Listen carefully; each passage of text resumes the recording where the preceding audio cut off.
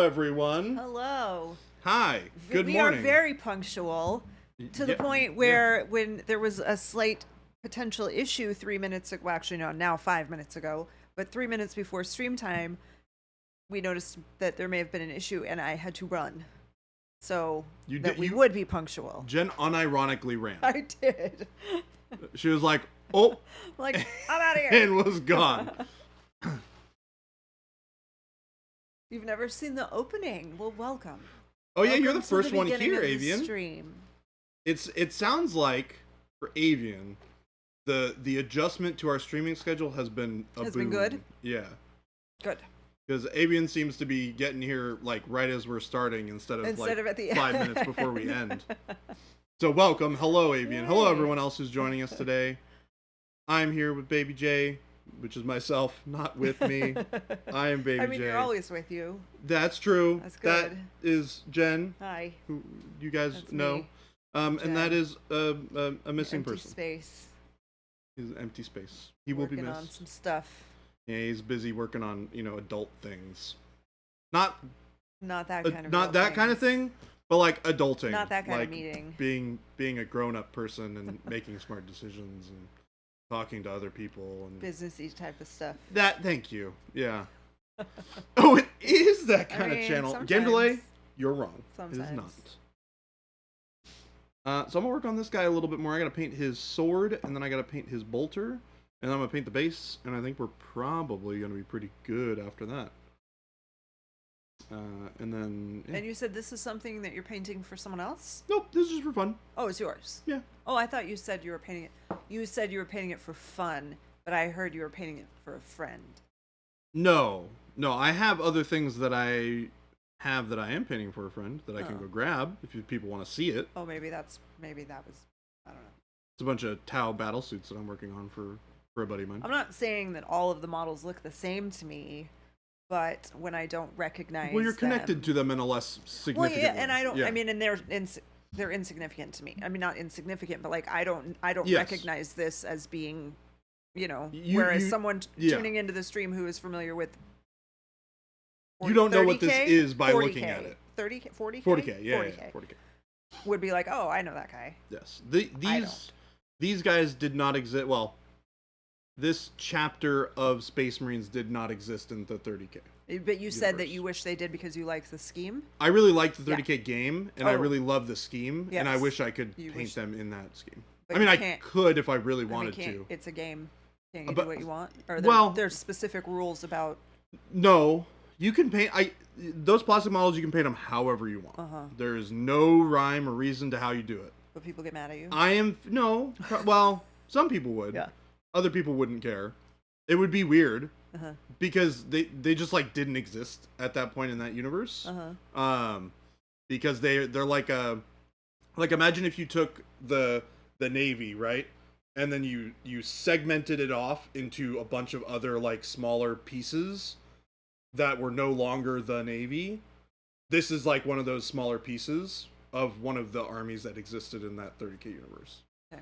So they're known by a different name. They have a different kind of doctrine, and that they're different in a lot of ways, but they originated from a place that exists in that 30K universe, but their armor would look different. And for me, I care about that kind of stuff a lot. Yeah. So I like to like represent things as they would look normally. Yep. For the most part. I'm not necessarily to the extent of being like historical levels of finicky, where I'm like, man, I gotta have that very specific Pantone of German gray, or something like that, right? Avian, whoa, wait, what? They were known as the Templar Brethren? Okay, tell me more, Avian. Because, I'm liking this plan that's evolving in my brain right now. Because I do like, I mean, I painted up this Imperial Fist guy for 30K, and I really liked him. So I would be down to have like mostly a Templar Brethren army with like some of these yellow dudes in it. But yeah. We'll see if it's a thing that legitimately exists during that time frame, which would be a great question for the man who is not currently here. But yeah. Remember, Sigismund was the emperor's champion during the siege. Yeah, but Sigismund had his own. He was still wearing like yellow armor. To my knowledge, the black and white didn't really come about until afterwards. He was in black then? Interesting. Did he have like the white shoulder pads like the current? Well, I guess do Emperor's champions have white shoulder pads or black shoulder pads? I don't really remember. I mean, that's sick. Okay. I mean, I'm down. That would be a really, really cool, like, fun themed army to do. Very niche. That would be all like close combat focused. That'd be sweet. Avian asking, after your teaching yesterday, his brain went to weathering, in particular chipping. Will we sell chipping medium in the future? Someone just asked this the other day, and Jason, really? Jason said that, maybe at some point. I mean, I feel like he tested one. It's possible that we have one that's it's not been anything tested right now that we're planning. Right. But I'm sure it's not out of the realm. Yeah, I don't see any reason why it would be out of the realm of possibility for us to do in the future, but we don't currently have any plans for one.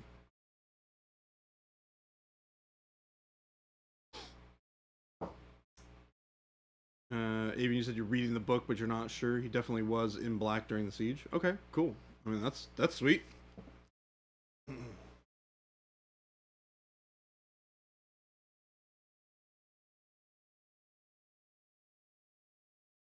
Yes, let's go, Avian. The champion we all need, but possibly don't deserve.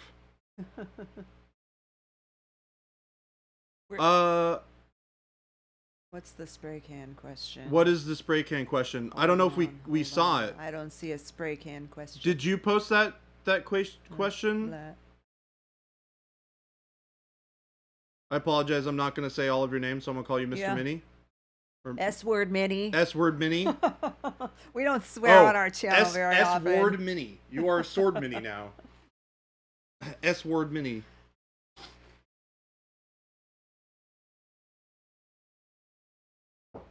We just started. 10 minutes ago. And there's no... I have not said anything about a spray I'm not seeing a question, so go ahead and just retype it. Just go ahead and retype it. We do not currently have any plans of selling any rattle cans. No. We make a airbrush primer that you can use by hand. We find that airbrush priming is a superior way to get your models to a nice level of prime without obscuring any details with excess paint, which is a very common thing to have happen with rattle cans. A lot of the rattle cans that are on the market are not well designed for painting miniatures, and they load an excessive amount of paint onto your miniature, which can obscure detail. They also waste a lot of paint because you're spraying a ton of paint out of that bottle, and not a whole lot of it is hitting your mini. So, as of right now, that is something we are not currently looking at.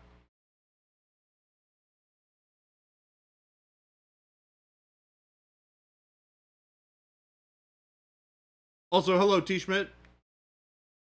Hello, everyone. Hello, everyone.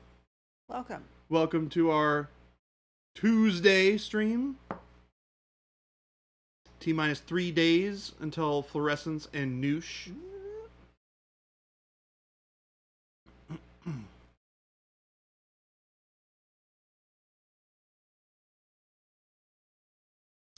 Yeah, when I get on here, we're going to paint the bolter.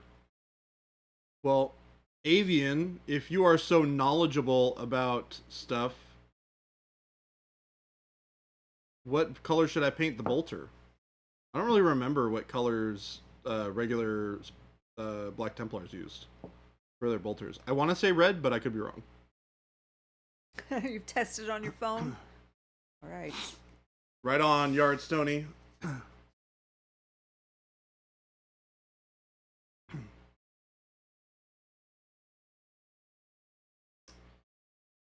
Slayer Street, what's going on? Hello. Happy Tuesday. Uh-oh. Bear with us. Our stream is being a little funny there. It spiked down really low for a minute. Oh. Keep an eye on it. Somebody's downloading some file somewhere. You've been using the number 6 blue brush, and you really like it? Pro synthetic. Yep. It's a good one. I don't think I've used the 6. The Nope. largest I've used is a 4. Oh. Well, I guess technically these are probably 6s, aren't they? Yep, I have. But they're all my beat up brushes that are really old. Thank you, Slayer Street. I am very happy to have my haircut. Did you do that at lunch, or did I just not see you today? No, Okay. I did it at lunch. Okay. You definitely saw me this morning, and I definitely had shaggy hair this morning. Yeah. I saw him like shortly before stream. I'm like, hey, nice haircut. And then I'm like, wait a minute, it's afternoon. Yeah. How am I just now noticing this? Hi. Hello. Is that guy? It's that guy. That guy. Welcome, that guy. Hello. I'm probably gonna have to leave. Oh, I'm gonna get a phone call on the magic squawk box, the magic squawk box. and I'm gonna have to leave. But hi, Hello. how we doing? We're doing great. Sitting here, hanging out, answering some questions, talking to chat. Another one. Well, yeah, we got the one that's actually really clean. Oh, that does look really nice. Right, it's really nice. All the textures came out really good, so it looks like we'll be going into production. I just lined out the 5-up file, so Fantastic. we'll be doing these soon. I'm excited. Yards, Tony, I'm glad that we're making something that you can use. So I have a question for you that was brought up by Avian, potentially, as a solution to my love for Black Templars and the fact that they don't exist in 30K. Apparently, there are Templar brethren that exist during that time that had black armor. Is that a thing? Or what is that thing? So your armor colors can be whatever you want. The Templar Brethren were basically like first company veterans. That's kind of what I thought. So the first Templar though was what's his nuts? Who got the Emperor's? Who got the black sword from the Emperor? The Outcast guy, the guy that Dorn was pissed off at. Somebody give me a name. I gotta go. I gotta go. Perfect timing. Bye. We miss you. Hey. Back to Jordan Solo. And now we're back.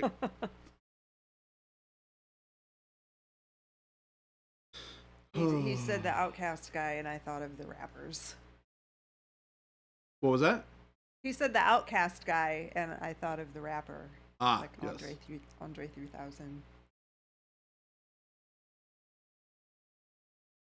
Your head imploded when your sister pointed out that you make calls using an app on your phone.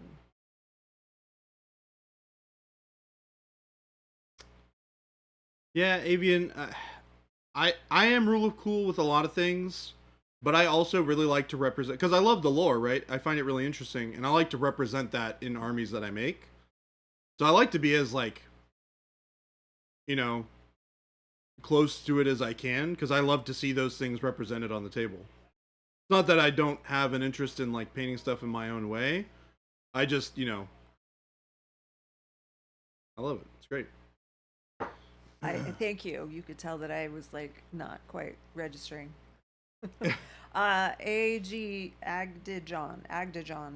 Any new washes in the works? Not any in the immediate future, but I think there's been discussion. Yeah. Yes, but not for Yes, some but time. not anytime. Yeah, like, not coming not quickish. soon. Ish. Looking at this model again today. Newsh, yes, the not an oil wash, of course, is the big exciting one. But as opposed, in terms of like a colored wash, like our brown, black, and flesh, not right now. Correct. Yeah. Newsh is a medium, not a wash per se. Right. You can use it to make a wash. Making with, a wash, yes, correct. but it is in and of itself as a product. It is a medium. Yeah. That you can use with make other paints. An oil wash. Right. And thank you, Game Delay. I am very happy with how the kind of the Newsh filters have worked and come out on this guy. have done really well. It's a good way to show that you can be subtle with your application as well as, you know, Tony, thank you. do the all over filters that we have done in the past.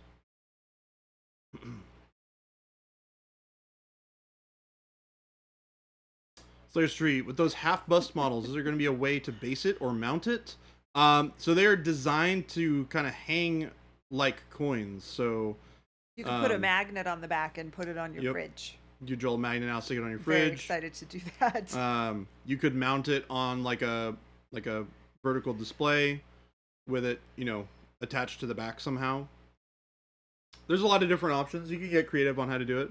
But unlike busts in the traditional sense, where they have a back to them, we wanted to eliminate everybody having to...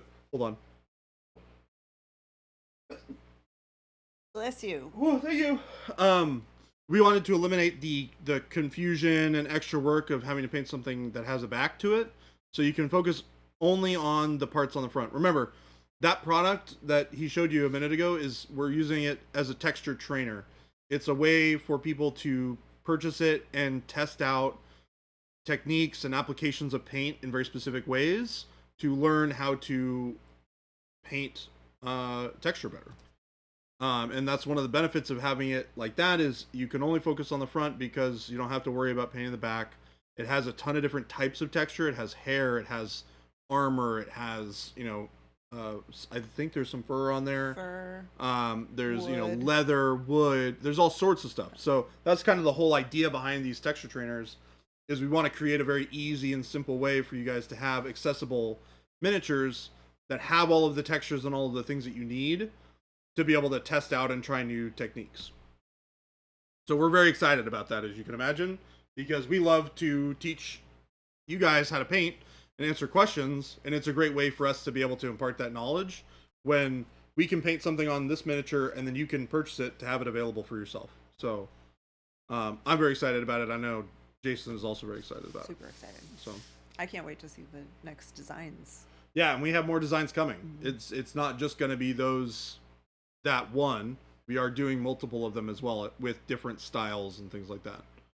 So that one's a female. We have a male one that we're planning on doing, plus some other styles that Jason has talked about in the past, but I'll let him explain. Making Newsh a medium that I can mix with other paints feels like part of your secret plan to meet my needs and not merely exploit me for maximum profit. While we do want to exploit you for maximum profit, but only in the ways of love and appreciation. We profit off of your happiness.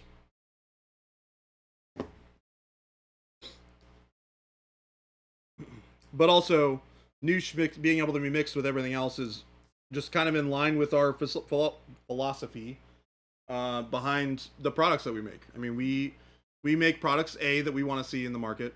2, we make products that we want to use. And we make products so that you guys don't have to buy multiple different things for different types of techniques, right? We don't want you to have to buy, you know, a Newsh, a brown Newsh weathering paint, right?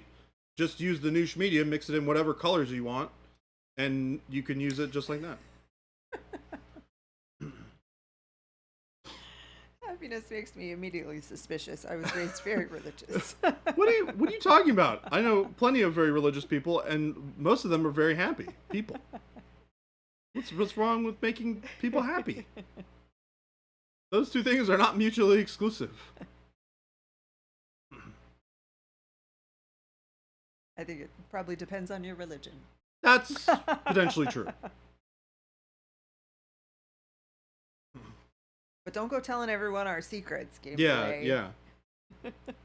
We got a rep to protect. We do have a reputation that we must protect at all costs. Big paint. We got to be corporate. Maximum profit. Because we're definitely that corporate company for sure.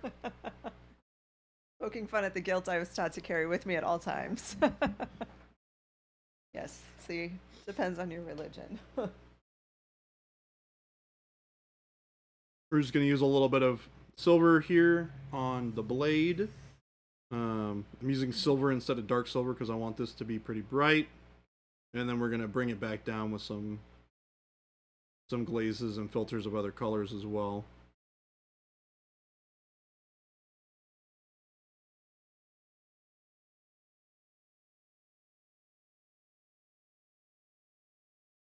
Y'all excited for Thanksgiving and the holidays?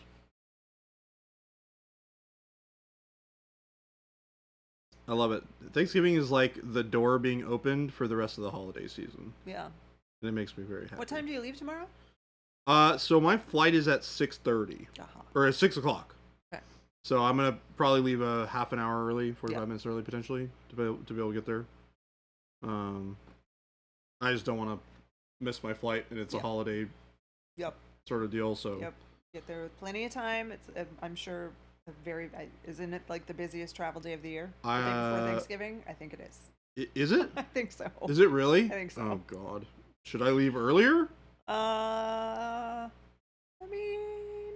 Should I leave an hour early just in case? Maybe. We can probably... I think there's an app that tells you... like TSA times and stuff. Is it Therapy Thursday? Uh-oh. I need some therapy. Does it need to be Therapy Thursday? It needs. I need a hug. Aww. Shall we rename the stream? Not so Therapy, Not So Thursday? Need to rename it to Jason Needs a Hug. Aww. Would you like a hug? I will give you a hug. Ugh. I don't know what's happening. You can have a hug. We'll talk after. Yeah. Aww. It's the joys of doing business with. Oh.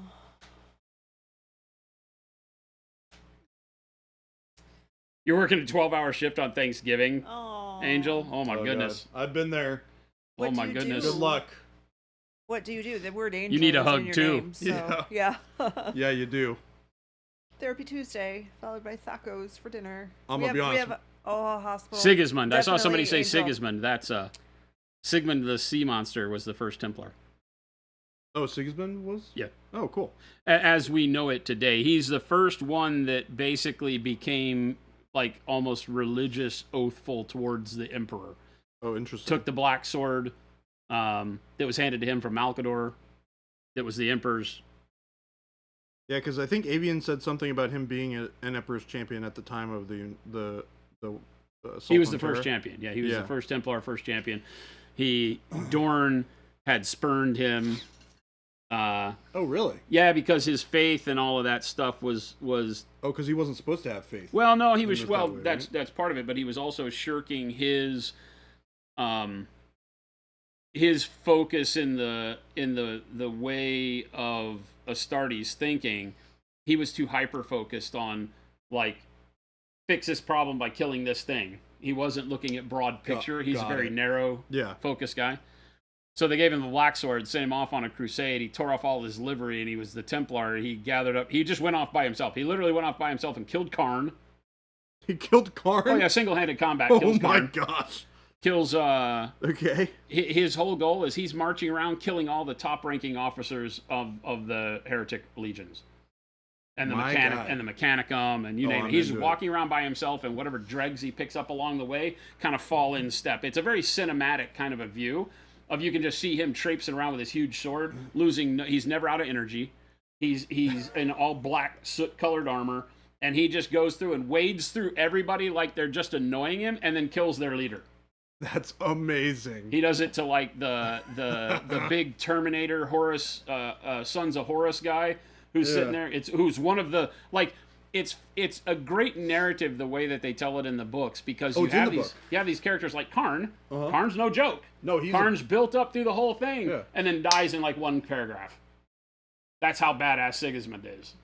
And then Sigismund walks through trumps and through, and we get the guy one of the first dudes who became like kind of demonic for Sons of Horus is leading this whole group of big ravaging Terminators and huge Sons of Horus, and he runs up to them. He surprise attacks them, kills a bunch of them, and then just chops a dude's head off. Like literally huge bad guy. I mean, he hasn't had like books written about him like Karn has, but he's just this huge big badass that they've done a great job of building up like he's the terror of 100 worlds. And he just lops his head off. He just lops his head off. It's like, so what we needed to do was just teleport Sigismund onto the vengeful spirit, and Horus was just dead. Because that black sword seems to it speaks to him, which is really weird. Yeah. The black sword, like, he hears voices and stuff like that. Sword? Huh? What is the black sword? We don't know. I think it's made out of black stone, so it's very psychoactive. Psychoactive. Yeah. So, That's cool. Yeah, so he's the first wielder of this big two-handed black sword, and he goes around chopping up all the bad guys. So there you go. Well, now So I there you definitely want go. to make an Imperial Fist army with him at the head in his black armor.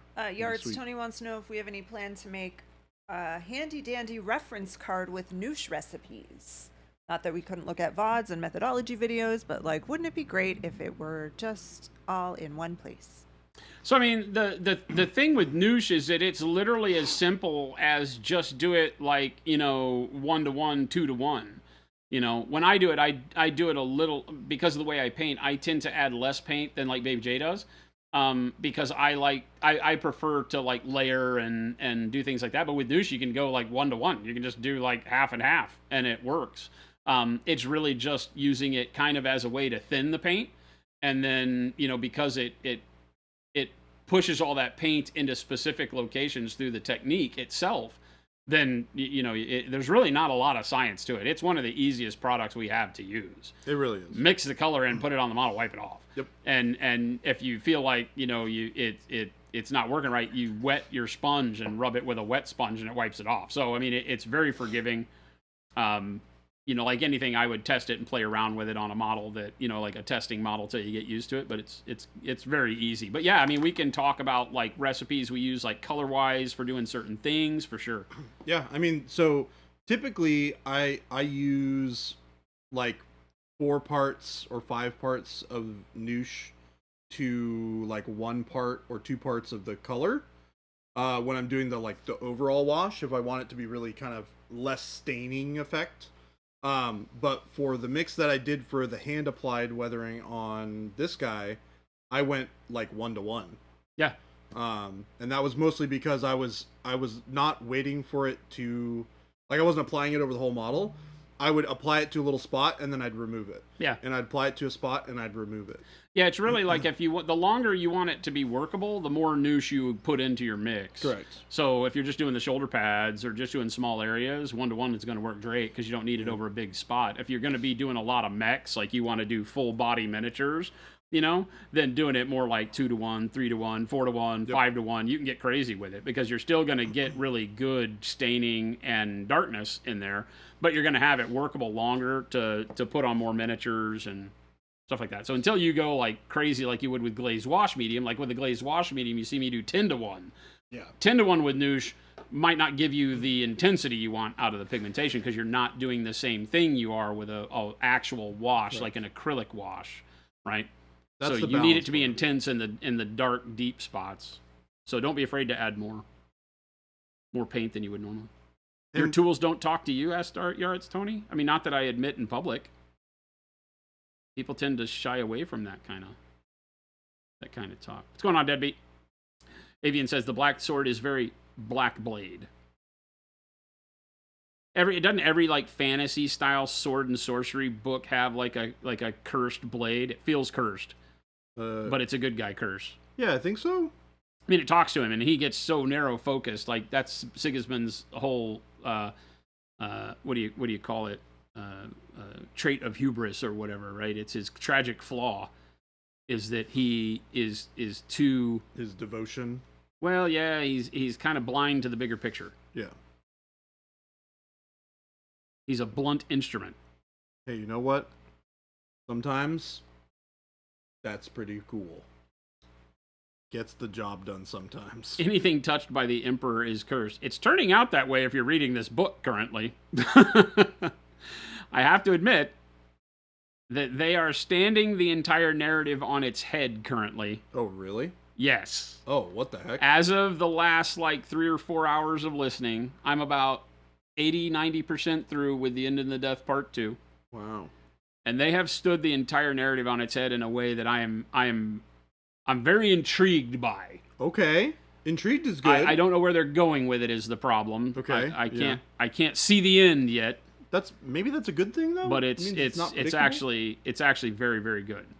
Okay. The book takes a lot of time to get out of its own way. There's still a lot of the narrative that you don't need. It's just filler. It's all interesting in its own way, but not necessary.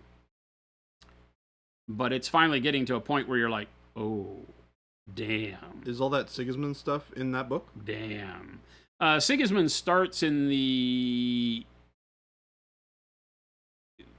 book before, the one that Aaron Dembski-Bowden wrote that was before the End and the Death. He's in a lot of them. Where he goes crazy. Siege of Terror, he's in there with his arguments with Dorn and getting stripped of his rank and command and then being put back in at the when times get rough, and then him. Well, he's in the first one.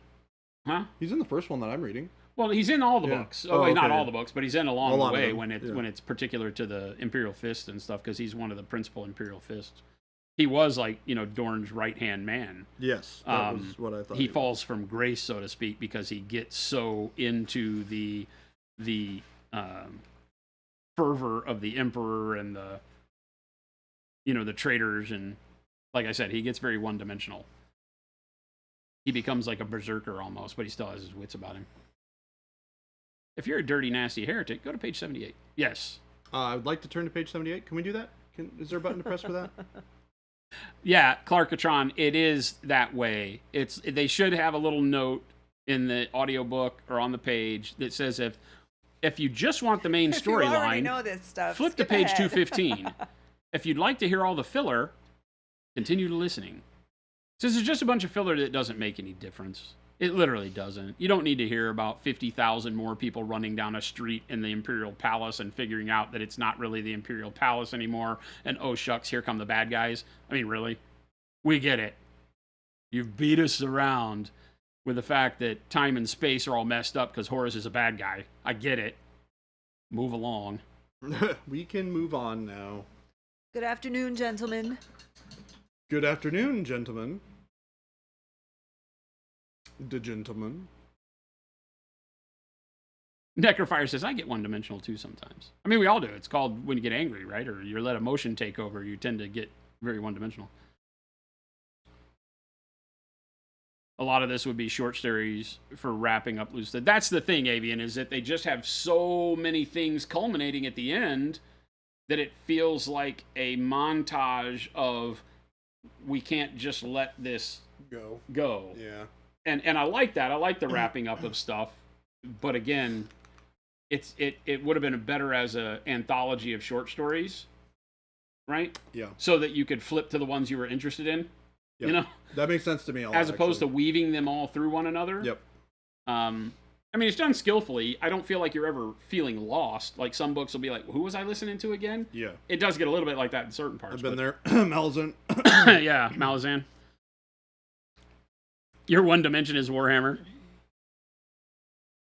But I appreciate them wrapping up all the loose ends. They're doing a good job of it. There's a bunch of characters that I really feel like should have gotten a little bit more spotlight that we're getting a little bit more out of right now, so that's good. Who do you think Spitfire says, how many people are going to be mad when they find out who stood between Horus and the Emperor? Why would people get mad? Just because they've chosen their side already? It was Alanius. No, it was this. No, it was that. If somebody had to ask what my bet is right now, my bet is that Horus gets slain by the Emperor and Sanguinius slays the Emperor. That's my bet right now. Really? Yeah. That's my bet right now. But there's all these characters that could interrupt it. You know, it could be like the gnat that buzzes by your ear and draws your attention, and that's why you get killed as Superman. Yeah. Yeah. You know, there's a lot of that going on. So like I said, I can't tell where it's all going. But they are definitely, I believe, going to stand the narrative on its head. I think because they've left it so wide open that there's only been speculation, so to speak, from the community writing this story over the years. They've never actually come out and said what happened. They've set the scene, and they've drawn some pictures, you know, and we've seen the Emperor on the steps and Sanguinius on the ground and Horus still standing. But that could all be played off as Imperial, air quotes, truth. Yeah. Propaganda. Yeah, redacted down through the ages. Yeah. Because the story is not headed that direction right this minute. Wow, interesting. Huh. I'm going to be honest, I definitely could not have expected that. Game Delay says, oh, you can see this. Baby J's painting on the stream is like mini narratives woven together as he moves between miniatures. Jason's is just one long story. Hey, wait a minute. I've been painting like 7 different things all at the same time. Yes.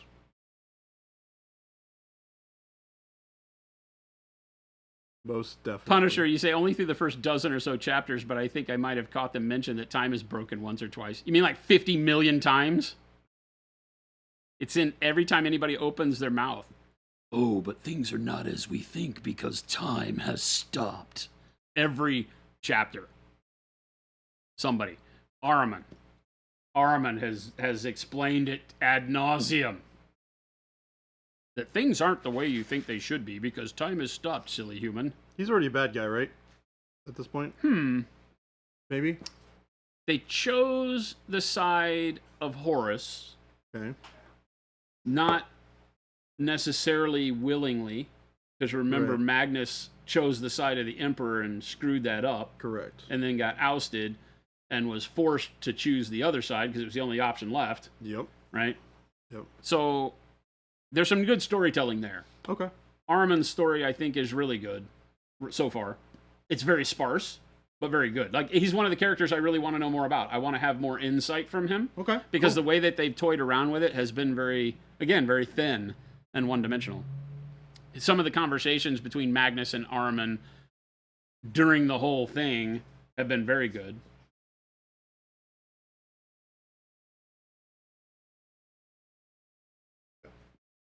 And then it's us with I Am Alfarius. Yeah, I don't know. I don't know what's in store for good old Olanius right now. I'm at the part of the book, if you've read it, where Olanius is in kind of a pickle. Has he been eating too many pickles? Omicron, you like how Malkador says what in the beginning of book 1? The clock runs out?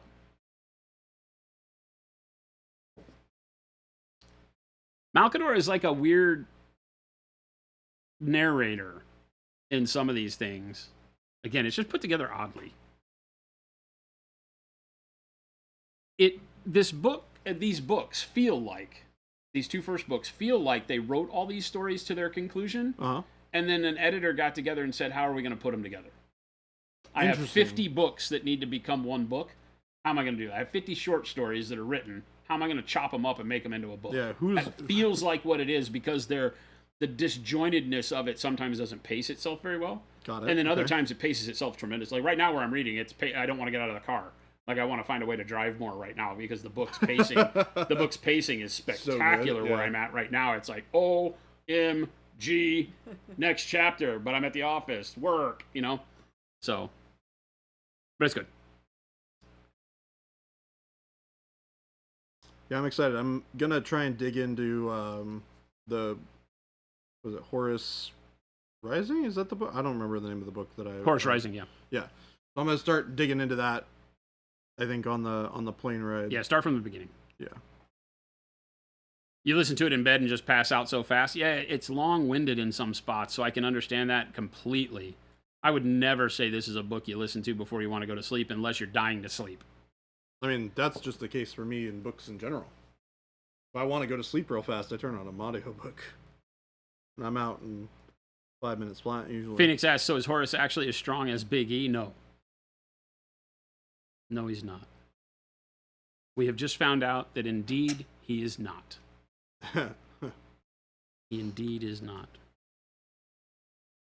I thought he was juiced up enough on crazy like chaos powers that he was that strong. They spent the first all of book 1 and up to 80% of book 2 convincing us of that, and we have just found out otherwise. Oh. Which is why I don't want to put the book down. Because the stuff that's going on right now is like, oh, alrighty. Yeah, it's a good twist. There's a good twist in the story. So sounds too interesting for GW to do it. Walking Harder. Walking Harder. They've already done something that is pretty interesting. Now they may fall on their sword and it may not work, and they may be reading too much into it. But right now the book is taking this whole narrative in a totally different direction than what you would have imagined.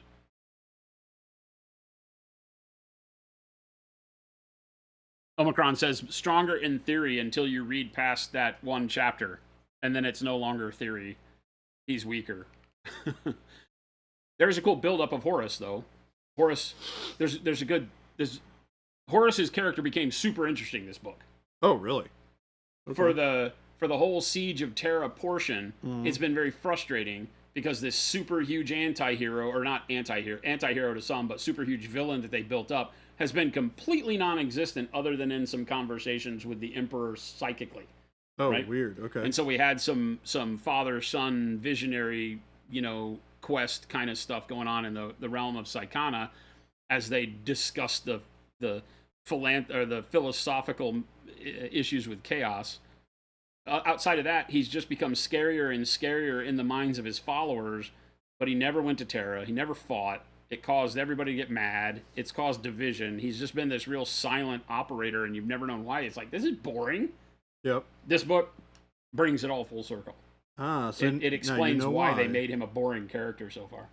Well, there you go. Okay. So at least there's a reason. You like when Horace reads the list of all the greater demons who are on Terra? That was the last book, right? You spend like an hour reading that. Yeah. He just goes, and then this person is here, and then this person is here.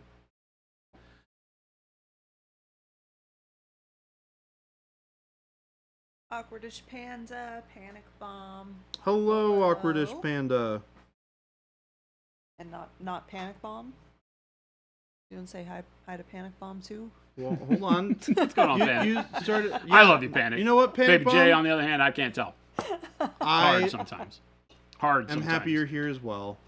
He lies a lot, Panic. So, Grant, you got a Zambi's gift sub today. It's her birthday. It is. Oh, speaking of Zambies, yes, she was correct. She recommended oat milk with my and it was coffee. good. Oh, is it delightful? Delicious. Nice. What is that drink again? It's a sugar cookie almond milk latte is the official drink. But you swap the almond milk out for oat milk. Oat milk, because the almond milk is good, but it gets just too almondy at the end. For me personally. Okay. So the oat milk is just a little more subtle, but it has a really nice cookie taste. I love oat milk. I think oat milk is really tasty with coffee. That kind of like fattiness of the milk comes through. The fattiness that doesn't exist in oat milk? Is that what we're talking about? It's oat milk. Has no milk. No fats.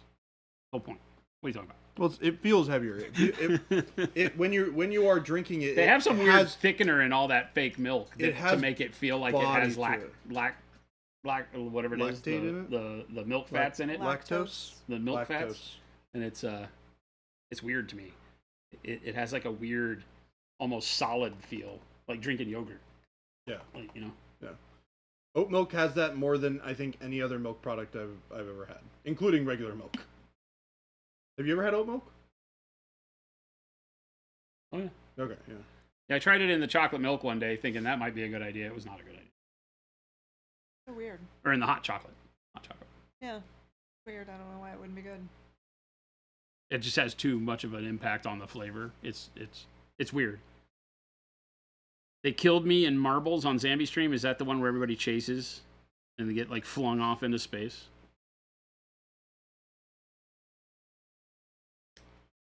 I said my happy birthdays briefly.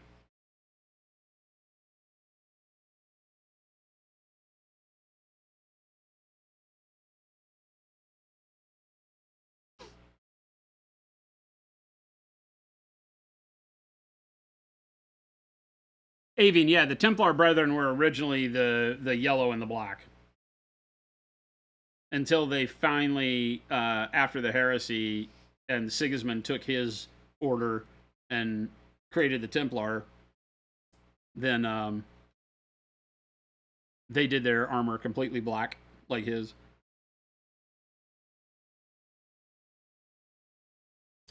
I'm really sick of painting bones. Yeah, that's still happening, right? Well.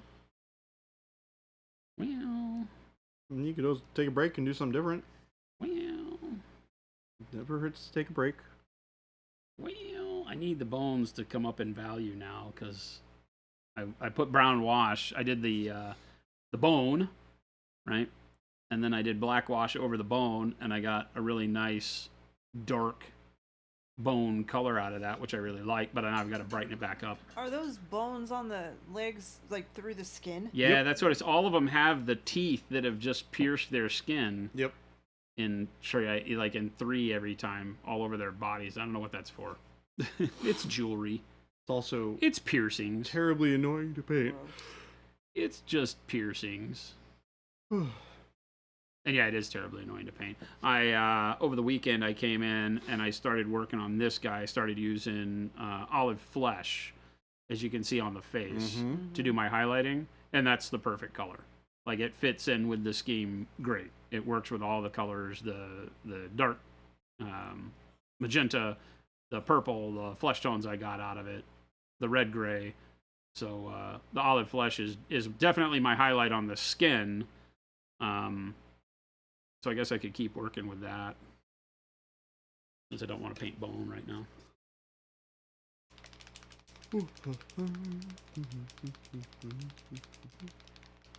Mo, what's happening? Hello, Mo. Good day to you, sir. Hey, Mom. Oh, Awkwardish Panda murdered you on Zambi's stream. Gotcha. Ogres must never hug with those piercings. That's probably why they're angry. Not very enough angry. Hugs. No hugs. Sucks, man.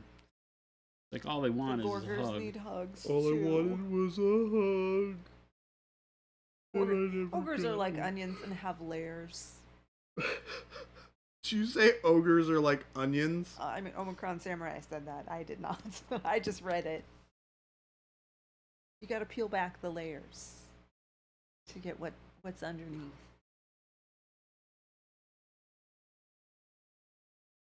No. Pro tip, if you want hugs, don't put a dozen pokey spikes through your skin. True. I was going to say, this one's easy. Hey, Grandma, remove the spikes, and then you get hugs. Yeah, that guy's even got like a whole ring of them on his back. God, that's... One of them has a ring of them on his front. This guy's got a ring of them on his back. They really like their... It's like orcs with their teeth. Right? I don't get it. I don't get it either. Not for me to understand. GW has to have doohickeys on everything, man. That is true. Somebody at one point in time said the only reason people buy our models is because we have so much junk on them.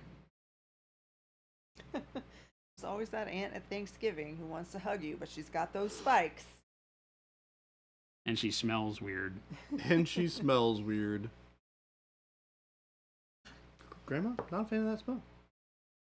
I gotta tell you, not a fan of that smell. Do I have to hug Grandma? She smells funny. Yes, child, you must hug your grandmother. And she just ate your cousin. Yeah. That's for not hugging my her. Aunt, that's an ogre. For not hugging her.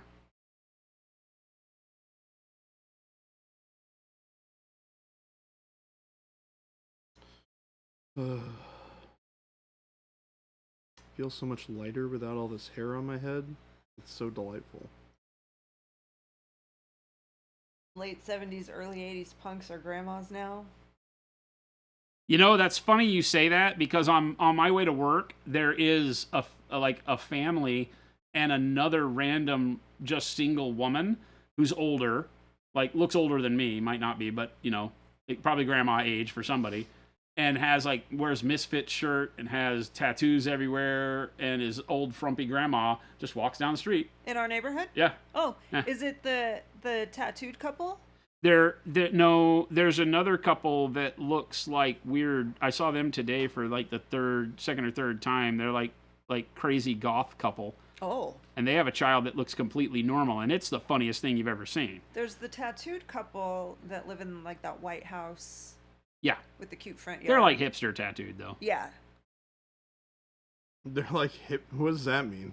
They have like the stamp collector tattoo at work done, right? It's all black work, and it's all just rando little bitty tattoos that they get from every Starbucks they go to. Like hodgepodge. But lots of them. They have lots of tattoos. But there's this goth couple that like I think it's the woman have her head shaved completely bald, and then like long, like completely flat hair off the other side. That's kind of a deep burgundy color. Oh, really neat, I've right? never seen But them. the full half of her head and like black up to her neck and full body. They both look like offshoots of Marilyn Manson back in the day, right? So they have that high boots, lots of buckles, things like that. And then they're walking hand in hand with their kid, and their little boy is just like normal kid, just like jeans and jeans and like a button-down shirt. Going to How school. old is the kid? I don't know, going to that elementary school. Okay, yeah. The other couple has like a toddler, like a 2. No, they were walking to that school this morning. It's like the second or third time I've seen them. Oh my gosh, that's so funny. I've never seen that. It's just a great photo op, right? Yeah. Because they're they're like fully committed to their style, and their kid is not. I mean, so what you got to understand is that like Jason and I could be that. Like Jason in his old punk rock days. He is that age now. Yep. So asking about or saying you want to see a grandma with a giant mohawk, I mean, I could do that. I don't have grandchildren because I don't have children, but that doesn't make it any less real.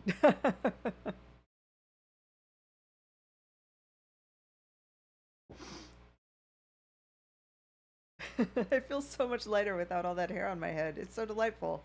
Every bald man secretly crying inside. I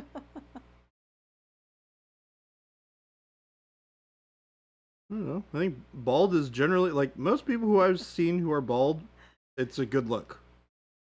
There are very few people who I've ever looked at who have a bald head who I've said, ooh, you should have hair. That's the bummer. You probably should have hair.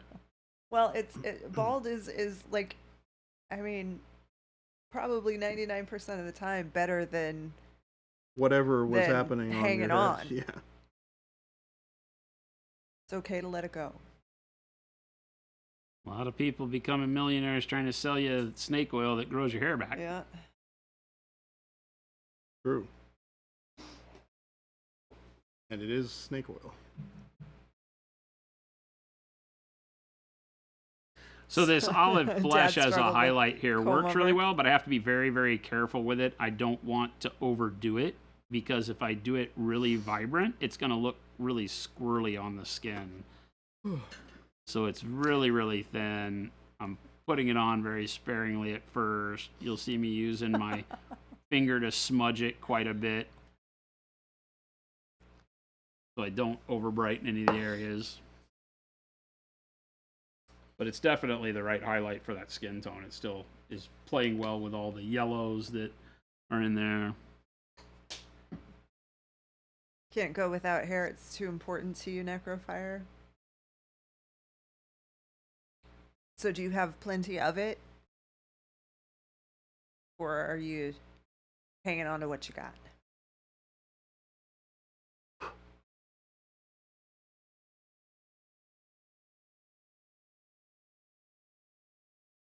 Zambies. Zambies? Hello. Birthday! Hello! Birthday Happy girl! birthday again. Is it today? Yeah, it is Happy today. birthday. Happy birthday! I don't know the rest of the words. May all your From all dreams of come us to true. you. Oh, yeah. I had I took your advice and I got the sugar cookie with oat milk, and it's gone. And so, it's gone. Very good. Thank you for that tip.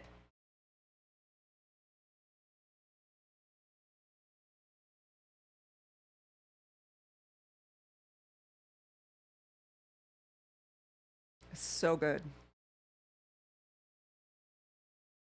I actually tried it last week, like the day after you suggested it. I got hot and it was delicious. Today I needed an afternoon pick me up, and it's iced coffee time still here. That's Not so super funny. cold. Just like, I need to pick me up for post lunch. Time to go get some Starbucks. I love it. It's great. I will regret it when it's time for me to go to sleep tonight, but gotta do what you gotta do. I don't know. I'm just excited for our after work gathering. We are having Potluck. a monument potluck pre-Thanksgiving potluck today. Yep. A little group painting session. Unless your name is Jacob, at which point in time I think he's weaseling out of painting. I can get him to paint. I have that power. I need it to not include violence, because Jacob's very important. Why would I ever use violence on Jacob? Well, what is he? Paul, maybe. Jacob, is he staying but not painting? He's probably just staying to get the free food. Did he bring anything? Yes. Okay. I believe so. Avian, Baby J does violence? What? Don't let him fool you, this guy. Look, I am certainly like the nicest and most upbeat person around here, okay? You don't even know. Here we go. You don't even know. Here comes the violence. This is not violence. This is exaggerated happiness. Clark John said if I had a workplace potluck, it would be horrible. I would make something nice, and the cats would bring hairballs in sauce. Ooh, that sounds disgusting. They would enjoy it. Ooh. But yeah, that sounds like it would be horrible for you. Game Delay said, ever since I saw your Wizard Butt ad, I've wanted to be part of your product development process. I'd show up for that kind of product development. Lone Samurai, you, half of it, yes. And in fact, more than half. By 2 minutes. Indeed. Let's see here. Slayer Street. Baby J, what dessert did you end up making? I made a delectable treat by the name of Ooey Gooey Butter Cake. And it is somebody likes us. Incredibly rich. And very sweet. But also addictive as heck. But it's awesome. It's literally like butter, yellow cake mix, eggs, powdered sugar, and cream cheese. That's literally all it is. Wow, that sounds delicious. They make it at Frasher's. They have butter cake. We've had it. Oh, it's really? Really good. Frasher's is. Oh, yeah. That's that thing that is kind of like a cornbread that's so good. No, it's different. No. Their cornbread is also good, almost like a dessert. The butter cake is dessertier. Okay.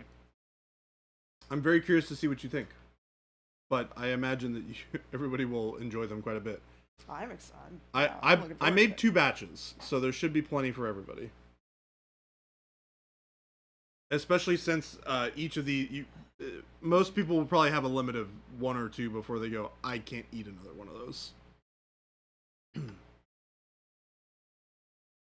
I'm very curious to see how the second batch made, because I forgot the vanilla in them. And I also made them a lot thicker because I didn't have a second 9x13 pan or Pyrex, which in hindsight I should probably acquire one. Seems like a good thing to have as a second one. I need to make large volumes of stuff. The second batch has weed. Oh my gosh. I was like fully going for the first batch, but if Clark John's correct, I might go for the second. You might go for the second? Yum. Maybe. Adepticon potluck when? Oh, that would be funny. I mean, it would have to be at Adepticon, but we you know, we can't make food at Adepticon because we're in a hotel. Makes it really difficult to like do a potluck when you can't make food. Yeah, a little rough to. And you're supposed to make food. If there is a potluck, you should be making food for it. Yeah, an Adepticon potluck would definitely be like everybody brings a bag of chips. Yeah.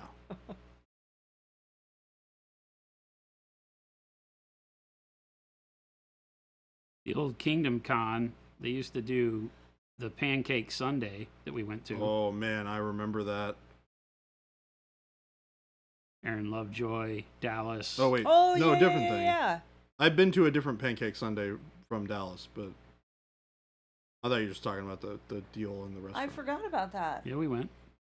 Elizabeth and Liz and Aaron and when we had that another place we had delicious ramen. Man, their sushi bar was really good at Kingdom Con. I missed that. Their sushi bar In the hotel? Oh, I don't know about that. Oh, really? Oh, maybe it would have. I imagine it would have been there when you were there, but yeah, it was just like oh yeah, I do remember. And they made fresh sushi there. It was right across from the main little breakfast restaurant thing. Yeah, I believe so. Yeah. Oh yeah, I remember that. I basically ate sushi the whole time I was there, all weekend. It was very good. Oh, the weather is never nice at Adepticon, though. At Adepticon, that is accurate. Huh? It's literally never good weather when we're there. It's always gross and snowy and cold. Yeah. Although I think this was the first Adepticon that I've gone to where we had a little bit of snow. It didn't really stick. Which makes it worse. Yeah. Because then it's slushy. Well, I mean, it wasn't even to that. It was like literally flurries. Oh. Yeah. I got really excited because it was snowing while we were eating breakfast, and I know Jacob has never seen snow before. Yeah.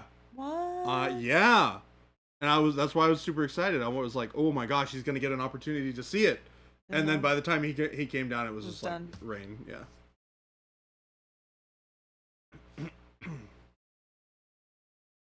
It grows snowy and cold. Since when is it in London? Does London snow over? Often? I mean, they get snow. It's usually wet. Yeah. Because my knowledge of London is overcast and rainy all the time. Like basically Seattle. Well, we live in Arizona, so for us, that is colder than winter when we go to Adepticon. Yeah. I'm going to have to bundle up this weekend because it's going to be cold. My mom was talking to me about the weather the other day, and she was like, she sent me the weather forecast. It's like 40 degrees and under the whole time I'm going to be there. Cold. She's like, make sure you bring a jacket. I was like, all right.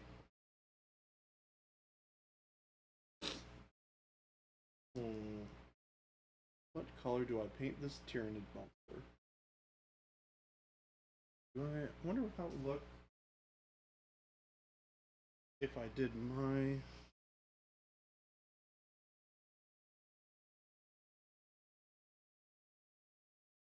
That'd be an interesting look. Yeah, I'll try that. That'd be cool.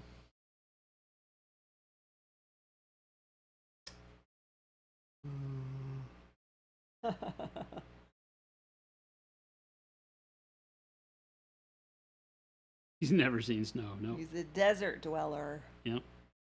Native Arizonan. True. Very true.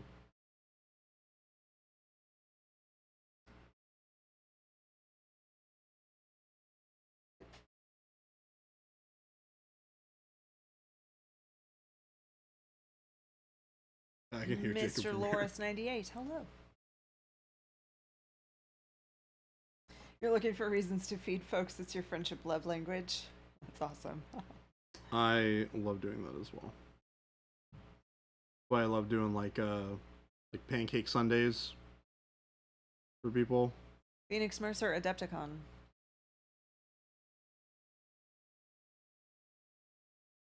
It's in Schaumburg, Chicago area.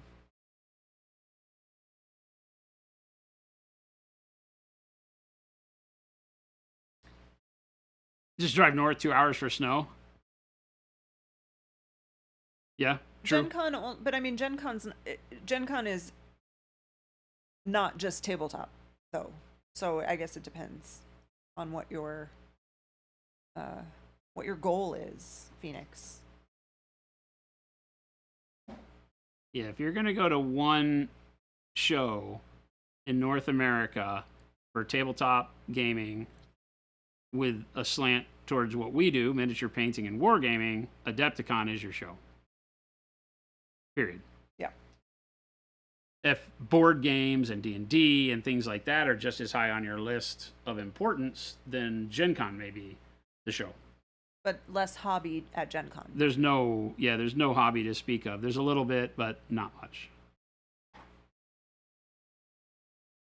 Smaller painting contest. Not really a whole lot of events focused on it.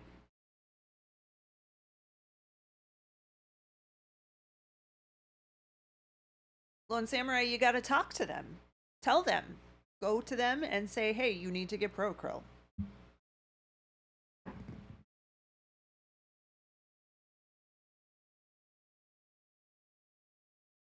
Your opinion went up because I said Chicago area? Because I didn't say just straight up Chicago? Is that why? Because it's not. Chicagoland.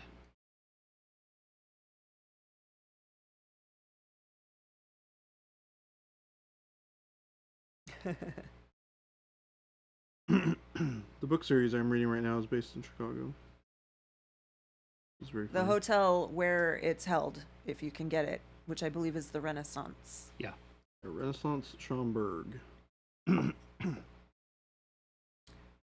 Oh, unless you're talking Gen Con. I don't know, because I haven't been to that one. Gen Con, you have a lot of options. Most of them probably sold out already, to be honest. They won't tell you if they're getting Newsh and Fluorescents? Wait, who won't? I would guess that they're probably not then. I would think they would tell you so that they could sell it. Yeah, that'd make a lot of sense.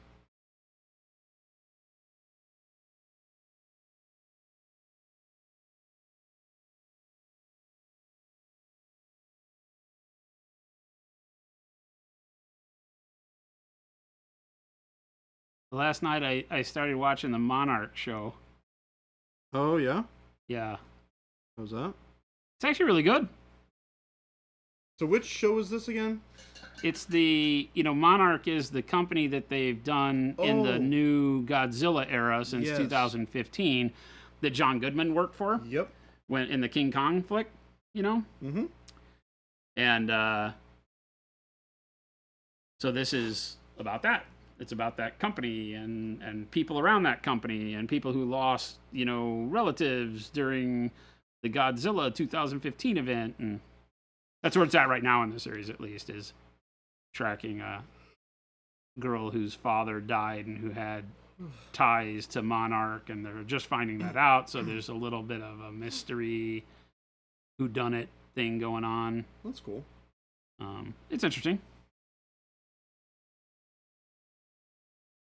It keeps jumping back in time to like the 50s when Monarch was formed and the scientists that were there and involved in finding the first, whatchamacallits, what do they call them? Mutos? Route. Hello. Lone Samurai said, question, so what are the transparents? How do they work? Lone Samurai? What are the transparents? How do they work? Transparents are a completely clear and translucent pigmented paint that we have. They're all single pigments. They are incredibly saturated. And they can be used for a significant amount of different types of techniques. You can use them to glaze with. You can use them to filter colors with. You can use them to make washes out of. You can use them to make like a contrast paint or a speed paint equivalent. You can mix them into your metallics, or you can mix them into your other paints to change the colors of them slightly. They function in a lot of ways like you would see with an ink, but they're going to be a lot more viscous and thicker, more to this typical consistency that you would get with any of our other paints. And we have the glaze and wash medium is a great way to add, or a great thing to add to those colors to get a lot of other types of techniques out of them. Zuza, thank you for the follow. Welcome. Hello.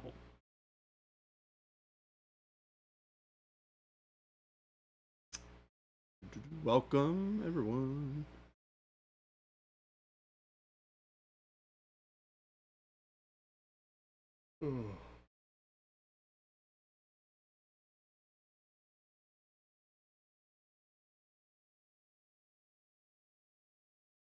I have to admit, Jade, you're saying that you got one of the hotels close to the venue in Adepticon.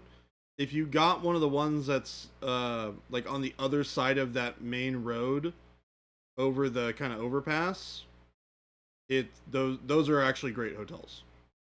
It's not as convenient as being in the actual convention center, but they're way less expensive and are still very, very nice. Lone Samurai's follow-up question. So how do they flow compared to, say, contrast, as I'm only just dipping my aged toe outside of Citadel? Well, here, I can give you some examples. We can go over this. So contrast are their own kind of paint, first off. Yeah. These are not that. So remember that, contrast is a translucent paint. So you're not going to get opacity out of it, hence the reason you got to put your base coat down and all that. Transparents will do the same thing, but they don't flow over the model like a wash, like the contrast do. That's not their goal. You can turn them into that with our glazed wash medium, but at their source, they're just the same as our normal paints, less opaque right out of the bottle and more vibrant. So they flow like the rest of our paints is the better way to say it. They're not anything other than their opacity. They're not anything other than regular acrylics. Super flexible. Use them for damn near anything. Yeah, I use them all the time. I don't think there's a project that I don't use transparents on in some capacity. Yeah, they just work too well not to. They're great ways to boost up your vibrancy of your paints. Great ways to put filters, especially like shadows. Mm-hmm. Prior to us releasing the Fluorescents, I would have said they're also one of the best ways to do OSL effects and things like that. Now that we have Fluorescents, they might be a little boosted out of that story by just a slight margin. The Fluorescents are going to be my go-to for any kind of lighting effects. But the transparents still do it very, very well and allow you to mix any color you want. So I'm just going to put a couple of lines on the space so you can kind of see how the transparency works with them. Game Delay has heard me rap. He said that they flow like the bars when Jen raps. Jen, you rap? That's fair. It's fair. Stop. Collaborate and listen. I've heard it before. Yeah. Watch out, Chad. It'll happen. Robbie Van Winkle, Yeah. I was listening to the Beastie Boys yesterday while I was checking some brushes. Rapping right along. No sleep till. Where did Blob go? Jay the Younger, you haven't heard of MC Jen? No, I have not. Well, Samurai, someday, these maybe. are not actually the transparents, by the way. I'm using this as a base that I can show you transparents over them.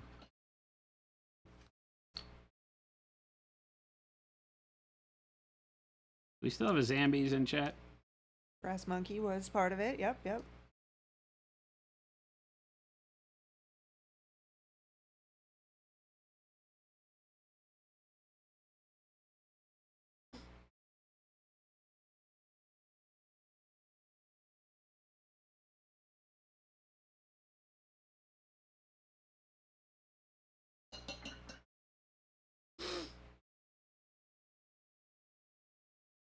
Paul Revere. All part of it. Everyone has been correct so far. Paul Revere. Ding ding ding ding ding ding ding ding ding ding ding ding ding. Girls. That's the only one I don't like. What? Girls. I will always skip it. Ding ding ding ding ding ding ding ding ding ding ding ding ding ding ding ding ding ding ding ding. I think partly because I know that they didn't like it either. But I just don't like it.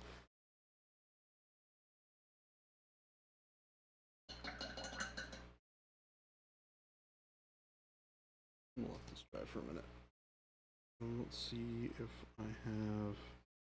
Oh, here's a good way that I can use some transparents for some glazes. You can throw some on his face. Did you steal my plastic cups? I did. Here you go. I did. I borrowed them. That's stealing. I stole one. Stealing. I gave you the rest back. That's stealing. What? Maybe.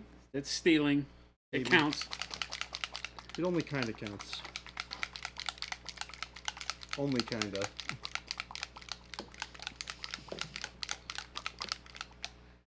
I'm going to grab a little bit of red. Sabotage Paul's Boutique? No. It's later. Mm-hmm. Yeah. I didn't like anything after Paul's Boutique. Really? Mm-hmm. Paul's Boutique was, I think, maybe my favorite. Paul's Boutique is top, but the first Beastie Boys record is forever and always the best. License to Ill or before that? License to Ill. Yeah, License to Ill was great. So here's a good example of the transparency that you're going to get. Pretty. Everybody will point and laugh if you say what your favorite Beastie Boys song is. Oh, no.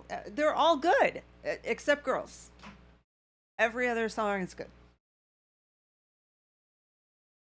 And you can see how the transparent here only just filters a color on top of the red and that silver right there.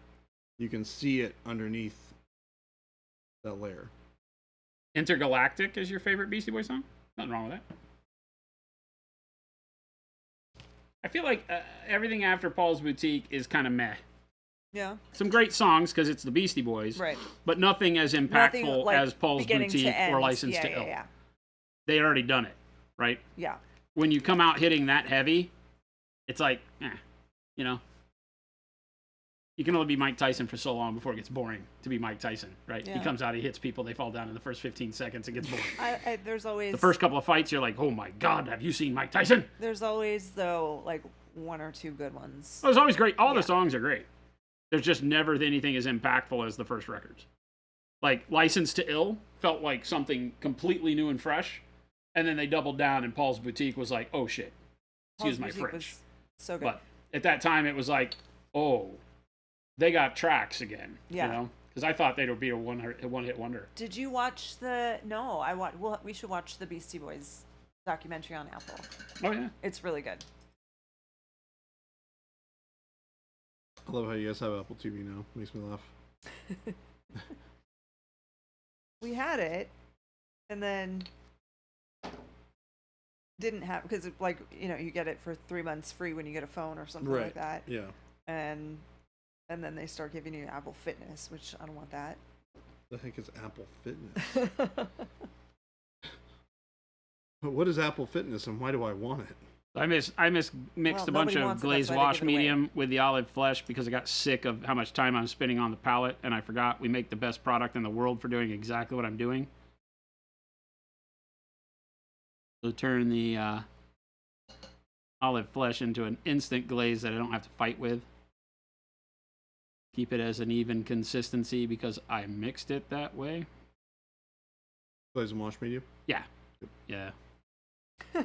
That's what I tell my kids. You don't realize how amazing I am because you're used to me. Yeah, I mean, it's the truth. That is a fair You'll be statement. amazing again once they move out. Yeah. And they don't see you all the time and they realize, true. oh, yeah, my dad and my mom are cool. Although Gabe told his mom to suck it today. Oh my gosh. Did you guys scold him? I walked by and scolded him. Good. I didn't know anything about it, but Jen came in and told me. So when I walked out there, I go, Gabe, be nice to your damn mother. Oh, that was so funny. And of course, Shannon was like, yeah. And then she went back to talking to her miniatures. She was being a pill, he said. She was being a pill. Don't talk about your mother like that, Gabe. I will not have it here in this Twitch stream. The thing about parents is that they've earned their right to be a pill around their children. Yeah, think about all the diapers your mom had to deal with. She can be a little bit difficult with you sometimes, and it's okay. She's allowed. She's allowed. She's earned the right. Jabe, it's Thanksgiving. That hand happened about 15 million times quicker than the other hand. Sometimes it takes me a minute, chat, to remember all the amazing products we've made. What did you do differently? I just mixed it with the glazed wash medium so that I didn't have to keep loading my brush up with water. Because, you know, when you're glazing for a short time, it's easy to do it on the palette. When you're glazing a lot over a longer period of time, it's usually better for you to mix up a glaze because you'll over-wet the pile of paint on your palette, and then its inconsistency will cause you to get comfortable. You do one dip, glaze, 2 dips, glaze. By the 3rd dip, now you have so much wetness in the paint on the palette that when you go to glaze with it, it's not working the same. So you put more paint on your brush, and then you go and you overload it, and it doesn't work. So the nice thing with the glaze wash medium is that it won't dilute. I just keep using it the way I need to. Gabe said his parents legitimately got cooler when he moved out. He got scolded for listening to music with bad words when he got scolded for listening to music with bad words. Then the Christmas after he moved out, his dad gave his brother a J. Cole album. So not cool. So Lone Samurai, I'm just going to show you kind of what this transparent layer looks like over these 3 colors. I'll do like a line down the middle, just so you can see that it's completely transparent. It just filters that color to slightly change the colors underneath. You can really see it with the white.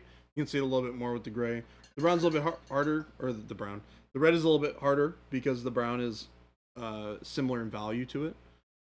You'll notice the value shifts significantly more when you're using a brighter color over a darker color, etc.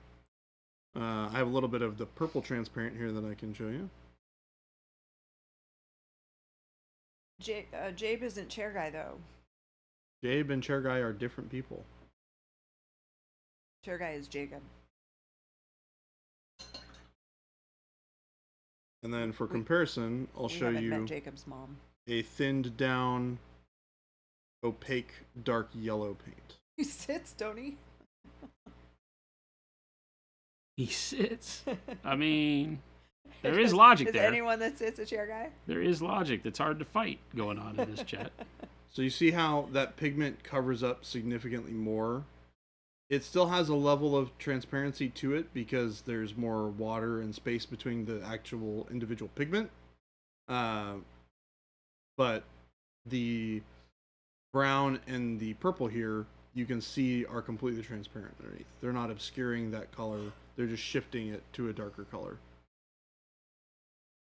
Lone Samurai said, I feel like I need them all and do swatches like I did for contrast. We sell a set, yes. Lone Samurai. We have a set that just comes with every transparent color that we make. It's all 9 of them. All 9 of them. And there is a white transparent and a black transparent as well, which is honestly one of my favorite things that we included in the set. Thank you very much, Jason, for making sure that happened. Because it lets you basically mix whatever colors that you want for your transparents. Yeah.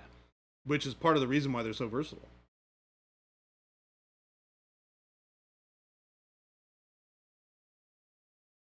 Briefly seeing the Newsh used the other day, it looks fun. It's awesome. Mm-hmm. It is so easy to use. It's a great way to describe it too, because it is fun. One of my biggest things is trying to find ways to just keep painting fun. Loose, fun, spend time on the model, not on the palette. Yep. It shouldn't feel like a struggle to get colors to work right.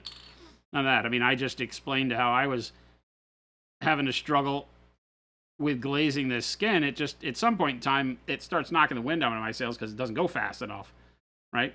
When I'm doing this glazing, because I'm doing a lot of small areas of glazing to get the skin. Just to give you an idea, right?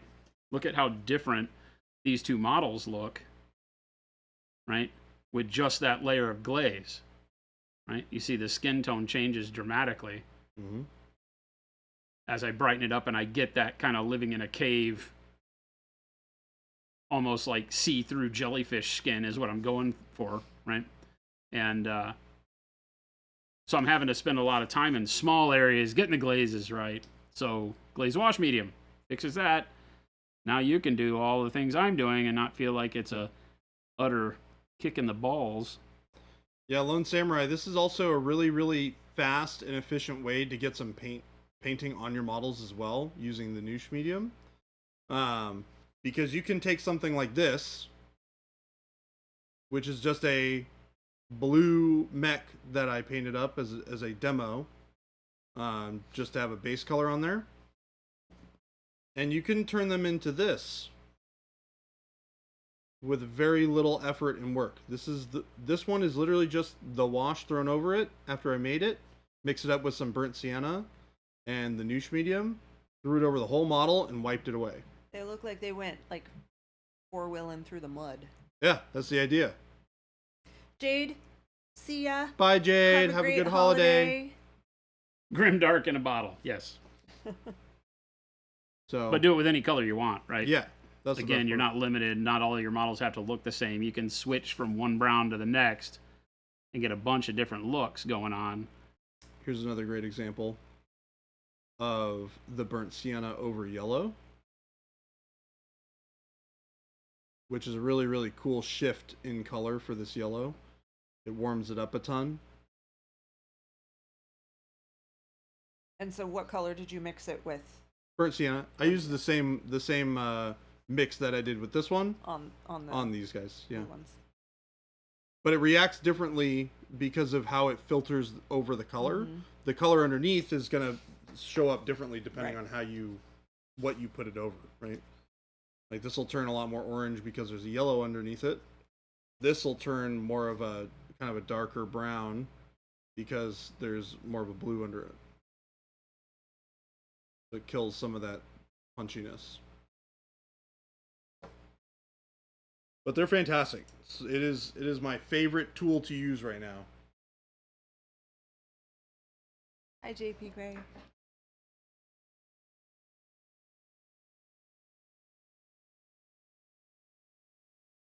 JP Gray. Hi. Hello.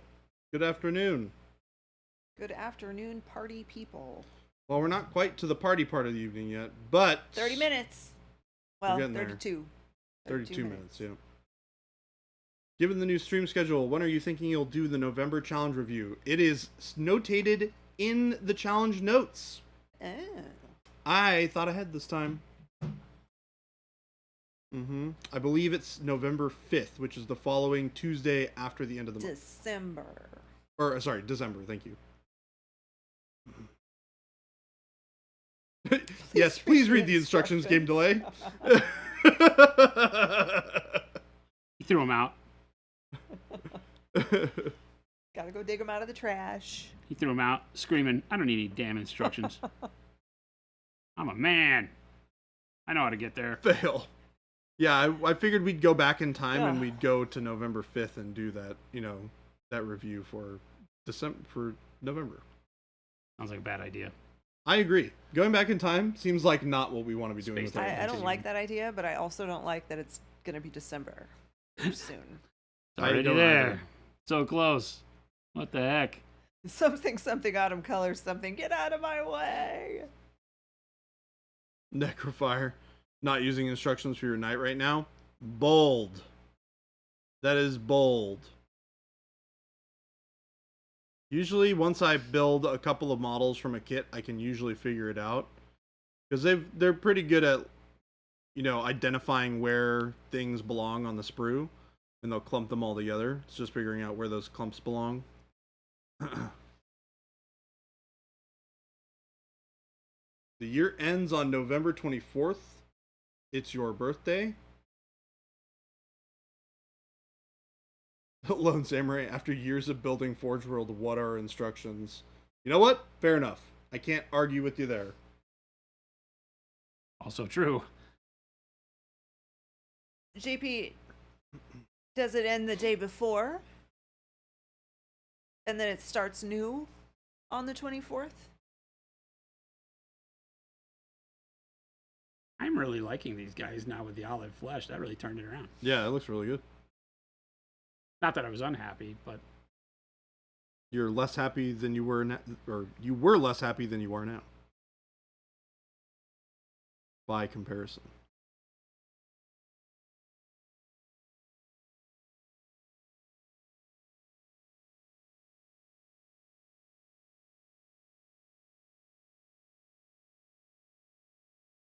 Wait a minute.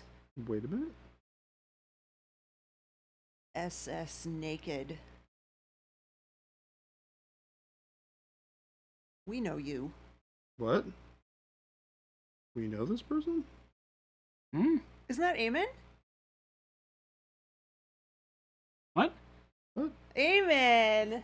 Hi! Holy crap! The one and only hello! Holy crap! I don't know this person. Hello. So Eamon existed as a monument employee before your time. Yeah. He was one of our first. Oh, look at that. How are you? We miss you. Yeah, Eamon, I hope you're stopping by to say you need a job. You can come back anytime you want. Anytime you want. He's one of the few people that's worked for us that literally has a place anytime he wants it.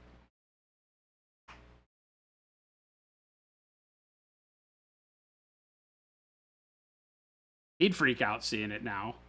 Yeah, it's probably a lot. Hell. Can you imagine? Eamon, if you walked into this office, you would flip your lid. You should come and visit us. You just need to swing by if you're ever in this neck of the woods again. You live in Washington. Oh, that's funny. Okay, you traded. Well, you moved back? Jordan came to us from Washington. Yeah, I'm from Washington. You moved back? You moved back. Well, if you ever come back, please visit us. Climbing trees. I mean, good work is if your you can job get it. Climbing trees? That sounds like a job that you would have. I remember as a kid being like, what are you going to be when you grow up? Professional tree climber. I mean, why not? That sounds legit. Game delay quoted my my bit out of the notes saying the final review will be done Tuesday, December 5th at roughly 3:30 to 4 p.m. during our regularly scheduled live stream. That's organization, baby J. Hey! I put it on the calendar, folks. It's there.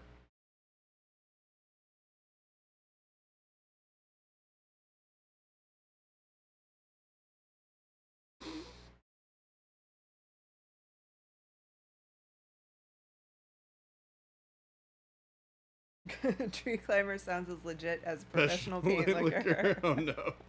As what? Professional paint liquor. Well, that's true too. Those do sound about equally as professional as one another. He as I think it was it Thor's Paws that said Jordan looked good with his ears lowered? I don't know what that means. You don't know what it means to get your ears lowered? Oh my god, this kid. It means you got a haircut. You got a haircut. Oh. I think your ears got lower because your hair got shorter. I guess that makes sense. Yep. Showing my age a little bit. Sorry, folks. Your daughter wants to be a dog grooming princess firefighter hairdresser vet. Live your dreams, y'all. Dog grooming princess firefighter hairdresser vet. Yeah. Good God, man. I just want to see the ad for that hiring. Duties include, but are not limited to, the dog grooming hairdressing vet kind of works. The princess firefighter is the... That's the part that got me jazzed. That makes you think a little bit. You're like, how is this functionally supposed to work? I feel like princesses wouldn't be allowed to run into... Maybe live your dreams just a couple at a time. Deadbeat artist also never heard the expression of getting your ears lowered. I'm not alone. Yay! Did you share the same rock? Hey, you know what? There's plenty of space in my rock for others. Just checking. It's a cozy rock. Just checking. I didn't make a judgment call here. Plenty I'm of just entertainment asking to be questions. had. I'm Necrofire also didn't know. Trying to... Maybe it's an old-timey, like... Yeah, maybe it's from Boomer. No, it's literally just nerds living under rocks. Literally just nerds living under rocks. She's weaponized cuteness. I have zero doubt that she could do it if she wanted to. That's like Cora. Yeah, I was going to say weaponizing cuteness. I'm very familiar with this concept. Like perfect description of Cora. The moss makes it cozy.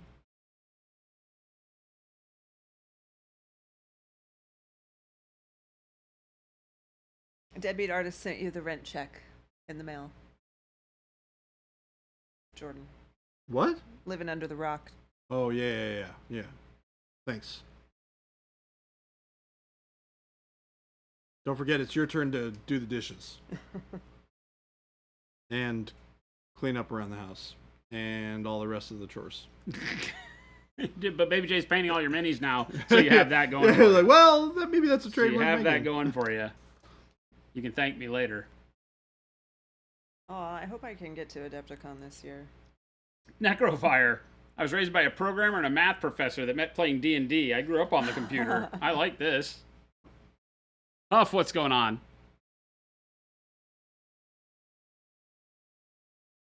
The Huff. Hello, the painting goes well.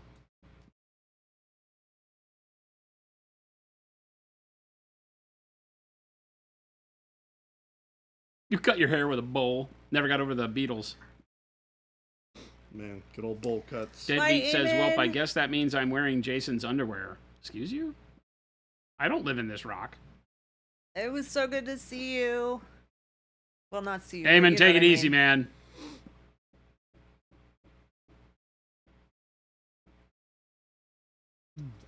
You want to go, but I do nothing in this hobby other than talk to people in this hobby. So you should paint models.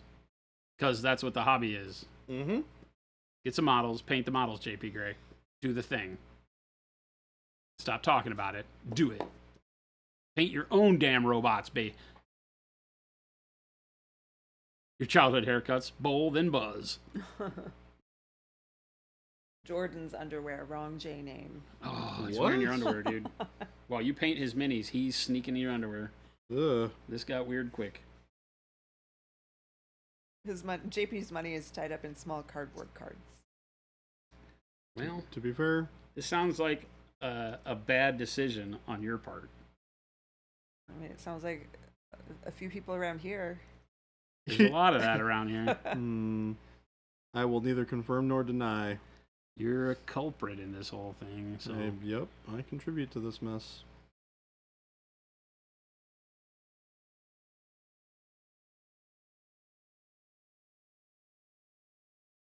Paul and I are definitely birds of a feather when it comes to that kind of stuff.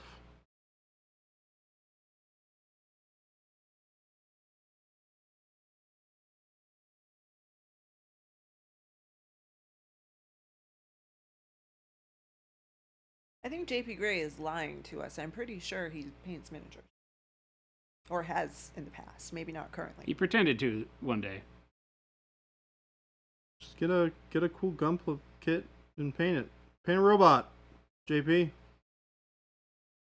all you gotta do. Just paint a robot.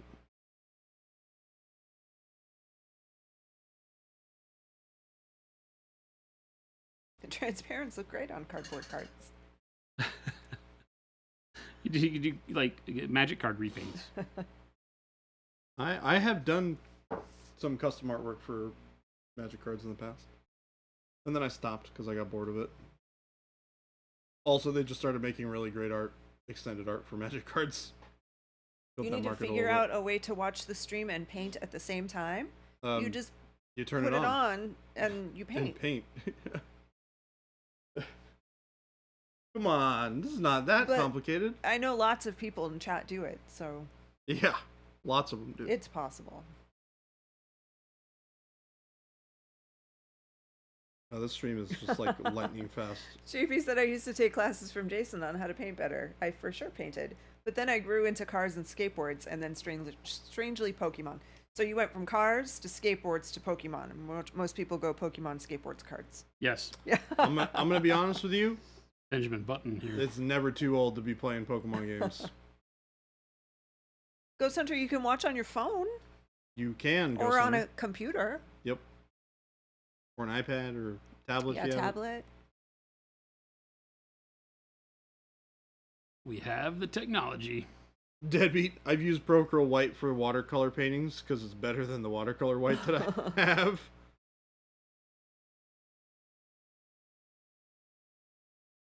I forget, what did I just see the other... Oh, it was the guy painting guns. He was painting the safety markings and engraved markings on his lowers for rifles he builds. Guy who does some gunsmithing was using Acryl. Oh, really? For all that, yeah. Said it worked better than any of the paints that the industry recommended. A variety of uses. I for sure evolved. I'm just wishing I got another hip and not a Pokemon obsession. You gotta sign up for that Bionic Man thing, JP Gray. Look how it turned out for RoboCop. We will build him better.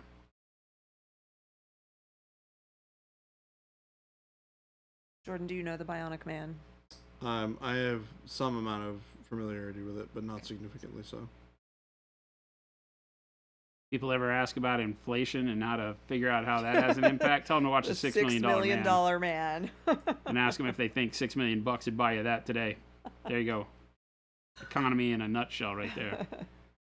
The $6 billion man. It's Tom. Hello, Tom. I think his name is like Ed. His name's Tom. I don't know what you're talking about. Also known as Wad Tomato N. Wad Tomato N. He's gone so far as to put his real name in his Discord. He doesn't want us to call him Tom. Name, so that he stops being Tom. Megalodon, hello. What's going on? Wad, you do know that nicknames are terms of endearment. We give nicknames to those we love. Generally speaking, like Baby yes. J. Well, here we do. J, Chair Guy, Jabe. Shabe. Baby Bus. Shabe.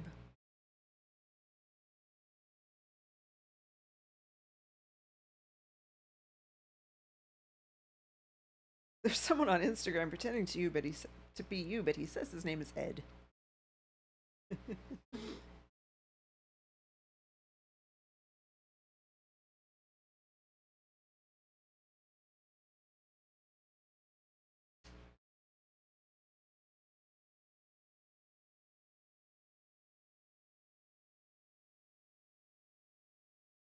Robot legs, but this time he never uses them to fight crime. He just lives a normal life with his dogs. Ooh, I need to look at something. Not the screen for a second. What was his name? What was the $6 million name? Steve Austin. Steve Austin. And wasn't he like an astronaut? I think so. He was doing like a test flight and it blew up and they rescued him and turned him into the $6 million man, and then somehow he went from astronaut to fighting crime. Yeah. Well, because he worked for the government. He was a test pilot. Oh, and the government fights crime. I got it. Okay. Nope, wrestler. Wait, Wad Tomato N. You don't need to pay to have different names on different servers. You can just do that.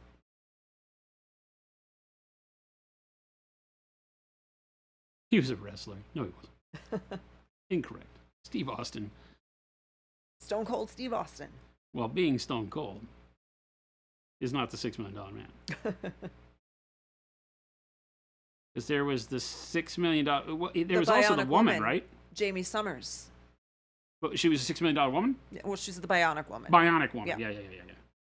Steve Austin is an astronaut who is seriously injured when his spaceship crashes. Handsome and athletic, Austin undergoes a government-sanctioned surgery which rebuilds several of Steve's body parts with machine parts, making him cyborg-like. All I remember is yeah. He would look at him and go as his bionic eye zoomed in on whatever it was. I know exactly the sound that you're talking about. And I just the other day saw the funniest thing. There was a Captain America TV show where he had a clear Lexan shield because it was the only thing they could make that shield out of was like molded plastic. So it was like this clear plastic shield that he strapped on the front of his like Yamaha motorcycle, right? It was the worst TV show in the history of superhero TV shows, I think. Oh my gosh. And I saw an outtake from it that just reminded me how bad it really was. It was so bad it was good again. So Jamie Summers is equally bionic, but in the 70s was only valued at $5 million. Yeah. Is that 70% of 6? Yeah, the scope eye we used to have too. You'd hold it. It had a like a square in the back of his head, right? I had the yeah, I called them dolls. It was the Bionic Man or the $6 million man and the Bionic Woman dolls. Yeah, they were like Barbie doll size. I had the $6 million man. I don't remember if I had the Bionic Woman, but yeah, they were Barbie doll size. Yeah, they had real clothes things that you could open up to see, like little flaps that you could. You could roll back the rubber see, like Stretch Armstrong flap, and you could take the little electronic thing out. It was like a clear plastic with like circuit board etching on it. Yeah, and it did. You look through that and like a little magnifying glass on its head. Yeah. He did. He had a little magnifying glass and a square cut in the back of his head that I kind of remember had like a hair flap that folded down to plug it. Oh, probably, yeah. But I think it always fell off, and so he just had a big hole in the back of his head all the time. No. Thank you, Megalodon. I also had the Bionic Woman lunchbox. That was my lunchbox. She was rad. I don't remember what lunchbox I had. I had Bionic Woman. I had Pigs in SWAT. Space. Pigs in Space from the Muppets. SWAT. Pigs in Space was so good. I loved Pigs in Space. Pigs in Space. This week, episode action finds... figures, Jen. Action figures. We're painting wargaming minis, not dolls. Okay. All right, fine. If you must. I had a SWAT lunchbox. Knight Rider, A-Team, Transformers, and He-Man. Anything Muppets was gold, yes. I could spend a whole Sunday watching Spaceballs in every episode of Pigs in Space. So I got bused to a school where, unfortunately, I had to, like, fight for my lunch every day. And I had a SWAT aluminum, tin lunchbox or whatever. I remember the joke was it had a big dent in one of the corners because I swatted somebody with it. I banged this kid upside his head with it. He was trying to take my lunch. Yeah, Omicron, he's just painting it because he likes it. Is it this one? Yeah. The Templar? Yeah. I also remember that I used to have milk in my thermos, the lunchbox thermos. Yep. And that was always the worst smell. Yeah, it's not, by the time you got home. You shouldn't have it. Should be juice. But as a kid, raise your hand in chat if you've ever had something like that was like milk in a thermos that you drank at lunch and it was somehow okay, even though it was room temperature, and then you screwed it all back together, put it in your lunchbox, and stuck it back in your locker until the end of school. And I'm in Texas. Yep. Right. Yeah. And the hallways are not air conditioned, right? And so you'd get home, and I'd had to clean my lunchbox as part of my chores. And I'd unscrew it, and it had the cup top that you take off, and then the screw top that you'd take out that had the plug, the rubber plug in it, right? So it's all sealed. Take that out and clean it. It always smelled horrible. But I want to see a show of hands in chat for those people. And you know what you did? I can't be alone, but you'd be like...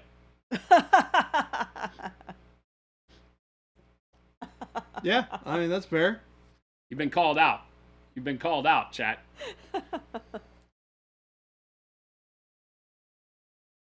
You had to, Thors. You had to. You're like, oh, God. Oh, God. But your brain was like, it kept doing it. My mom would be like, stop that. And wash it out. Childhood American shows for me were Star Trek. Yep. Star Trek, Battlestar Galactica, Buck Rogers, Beady Beady Beady. What's up, Buck? Then UK, Stingray, Thunderbirds, and Captain Scarlet. Oh, you mean for your UK shows. Gotcha.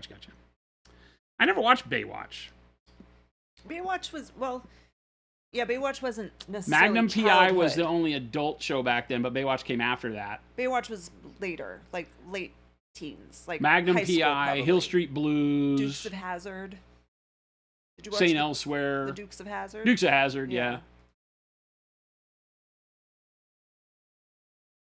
Ghost Hunter, you were poot enough for free food at school? The gassy kids get free food? Wait a minute. I could have done that. How come I didn't get this memo? I was a gassy kid. Yeah? If all I had to do was be louder with it for free food, I like those square pizzas. I'd have been like... Square pizza, please. Young me watched Baywatch only for the plot, for sure.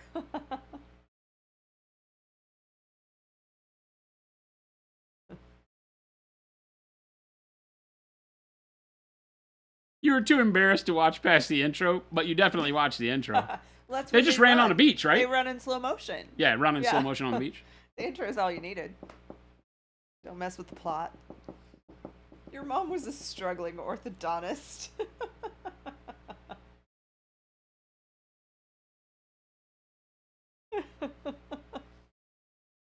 Pouring only 8 beans and rice at home. That's how you got the poots.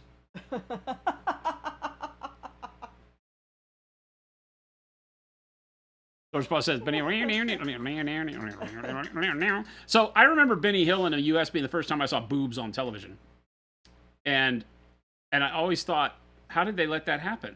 Because I feel like it wasn't like late at night. I feel like it was on like Channel 39, UHF. Yeah, no, it was. I for sure remember it as a little kid, like before I moved to Arizona, so like 8 and under, watching Benny Hill at my best friend's grandparents' house. We spent a lot of time there, and they had the coolest house. And her grandpa loved Benny Hill. Oh wow! Yeah. I don't remember naked women. I just remember them running a lot while that music played. He would chase all the girls, and they would run in circles. I used to ask my grandma why the girl would always open her shirt to get him to run fast. I don't know why I don't remember that part of it. She never gave you a straight answer. Love Benny Hill for the plot. Yeah, like Baywatch. Here we go. Just like Baywatch. Hilarious House of Frightenstein. Never heard of it. Remember, we only had Canadian. 3 channels until early 90s. In the UK, BBC 1, 2, and 3. We had channels 4, right? For me in Texas, channel 4 was CBS. Channel 5 was NBC. Channel 8 was ABC. Channel 13 was public broadcasting. That was Sesame Street and all that stuff. So it was 4, 5, 8. There was an 11, which was the local channel, right? It was local broadcast channel, but not... Well, it had like local news and stuff, and it had like... Reruns of TV shows. It had like old stuff, like you'd see like the Wild West shows and stuff like that on there. That was probably where you watched like the Brady Bunch after. Yeah, like Brady Bunch and stuff was like channel 11. So you had 4, 5, 8, 11, 13, and 39. And 39 was like the UHF or whatever it was. There's UHF and VHF. The other ones were VHF, and then UHF was 39. And 39 was like Star Trek and all the other obscure kind of crap. So yeah, it was at 4, 5, 8, 11, 13, and 39. 6 channels for the longest time. Oh, no, relapse. So there I was painting first thing in the morning, enjoying my morning coffee and other vices. I noticed my white paint was looking a bit off. It was only when I sipped my formerly black coffee that I realized what I had done. Oh no! Don't funny put your thing, coffee beside your water. Funny thing, coffee is almost like paint because the ground up beans become like a pigment. Yeah. The coloring in it is a pigment. That is true. I heard you say those numbers in the song from Sesame Street. 1, 2, 3, 4, 5, 6, 7, 8, 9, 10, 11, 12.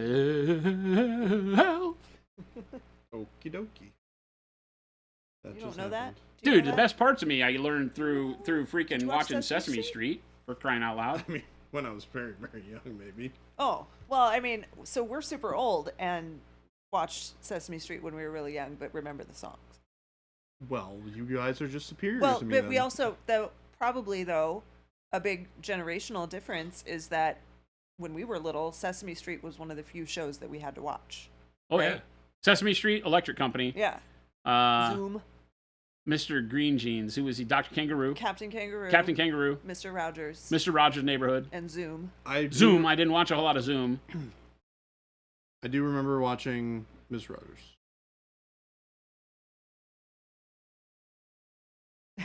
Your paint water mug says, "Paint water, don't drink this."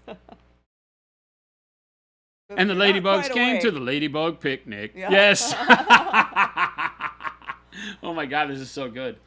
Wallace and Ladmo is something I've never heard of until yesterday, Soner. That was a Phoenix thing. That was the first colorized show in Phoenix. It was, created by a woman. And I moved here when I was just about getting to be too old for like Wallace and Ladmo. But I had a few years where all I wanted was to go on the Wallace and Ladmo show and get a Ladmo bag. You would get a bag of just crap, probably. Yeah. But the kids got a Ladmo bag, and it was the coolest. Yeah, it's funny that you mentioned that because I just learned that yesterday. Not being from here, I don't know who the hell they are. Wallace and Ladmo, because I read something about how the first colorized TV show broadcast in Phoenix was intended to be another competing show with them that came on an hour later, but spies found out, and Wallace and Ladmo, who were supposed to be colorized the next day, put that episode first so that they could beat them by an hour to be the first colorized show in Phoenix. Know. There's a mural of them though downtown somewhere. We've seen it before. I've pointed it out to you. Yeah, and I'm just a bill sitting here on Capitol Hill. Learn everything you needed to know about life from Sesame Street, except how to balance your checkbook. JP Gray said, "Conjunction junction, what's your function?" And to this day, I don't know. Yep. Hooking up words and phrases and clauses. The counting sheep was always a good one.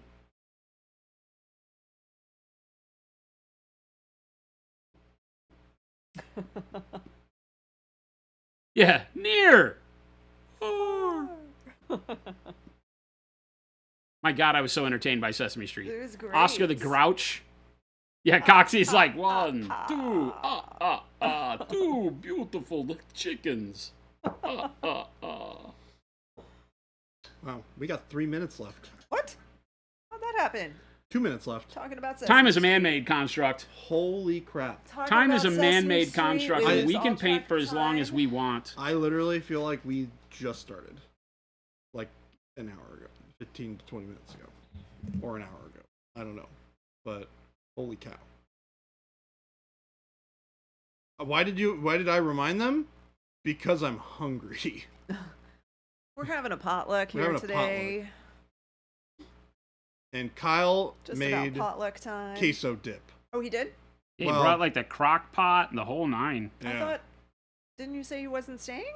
He's not, but I think he's going to leave it, and He's I'm in charge leaving food of for us? sorting it out. He's relying upon me to... He gave you control of food? Yeah. What tomato? Yes, those were Schoolhouse Rock. Have you ate anything that I've cooked before? We're doomed. Doomed, I tell you, chat. Have you eaten anything I've cooked? I think doomed. You have the wrong idea here. Doomed. I'm not a fantastic cook, but I want to say I'm a pretty good cook. Doomed, chat. You know who I'm trying to convince to write a recipe book, like a cookbook? Who? Hayden. Oh, is he a good cook? Yeah. So he has this weird. So for those of you who don't know, Hayden's a friend of mine. He drove me up here when I moved. He came up with me to help. Great guy, by the way. Fantastic human being.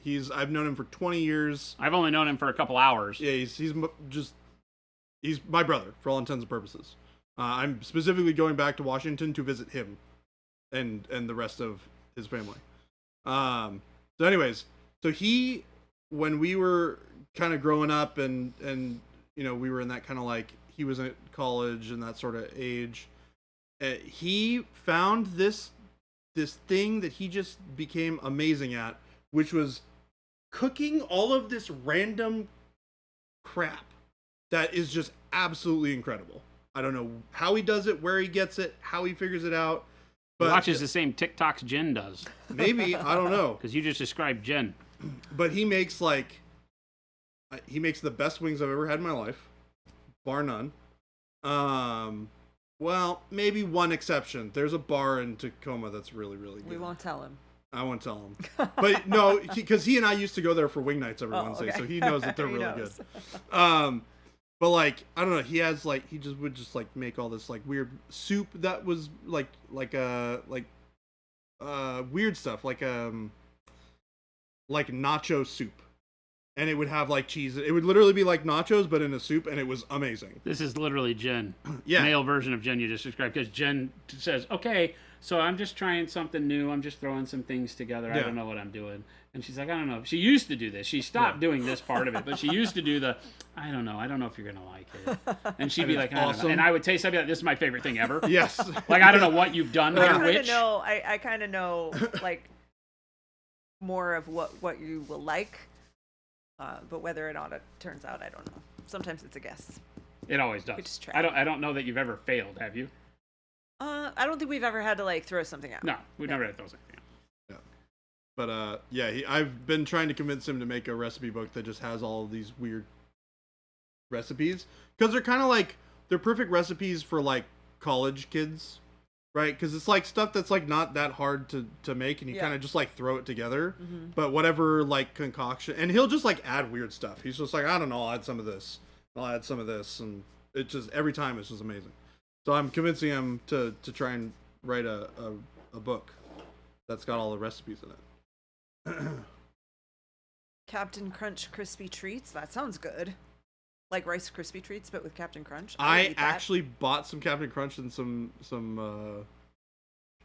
marshmallows to make that. Yeah. Oh, really? I've never would have thought that. And then I broke down and I just ate the Captain Crunch because I was hungry. That works too. Because I don't know if they sell them anymore, but you could get like cereal bars that are kind of like that. Yeah. The fact that they call it, the fact that they market that as a breakfast food is bizarre to me, but whatever. Yeah, it's not. It's a dessert. What, Captain Crunch? No, those like the cereal bars. It's dessert. Yeah, they're just dessert. Oh, we have a Chiba Hut. We have that here.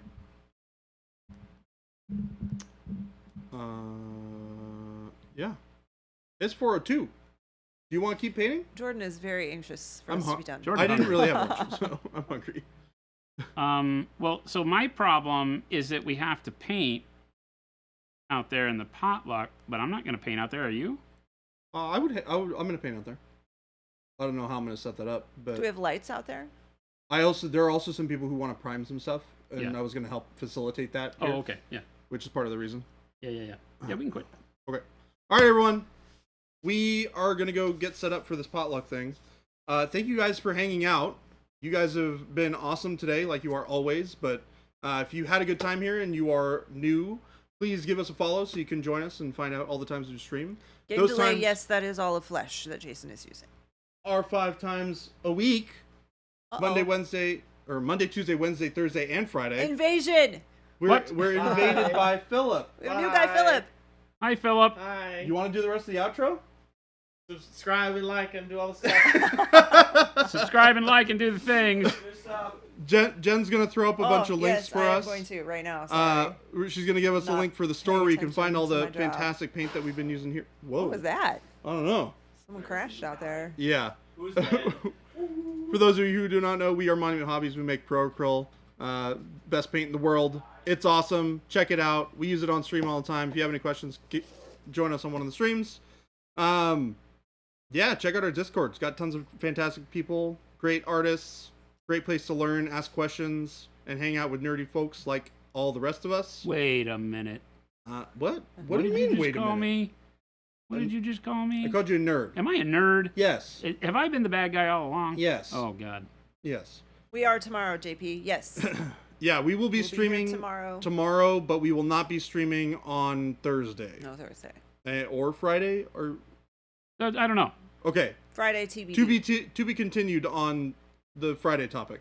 But thank you guys for tuning in. We're gonna find somebody to raid, so hang out and we'll continue the party over there. And you guys have a wonderful evening. Bye, everybody. Bye. Bye.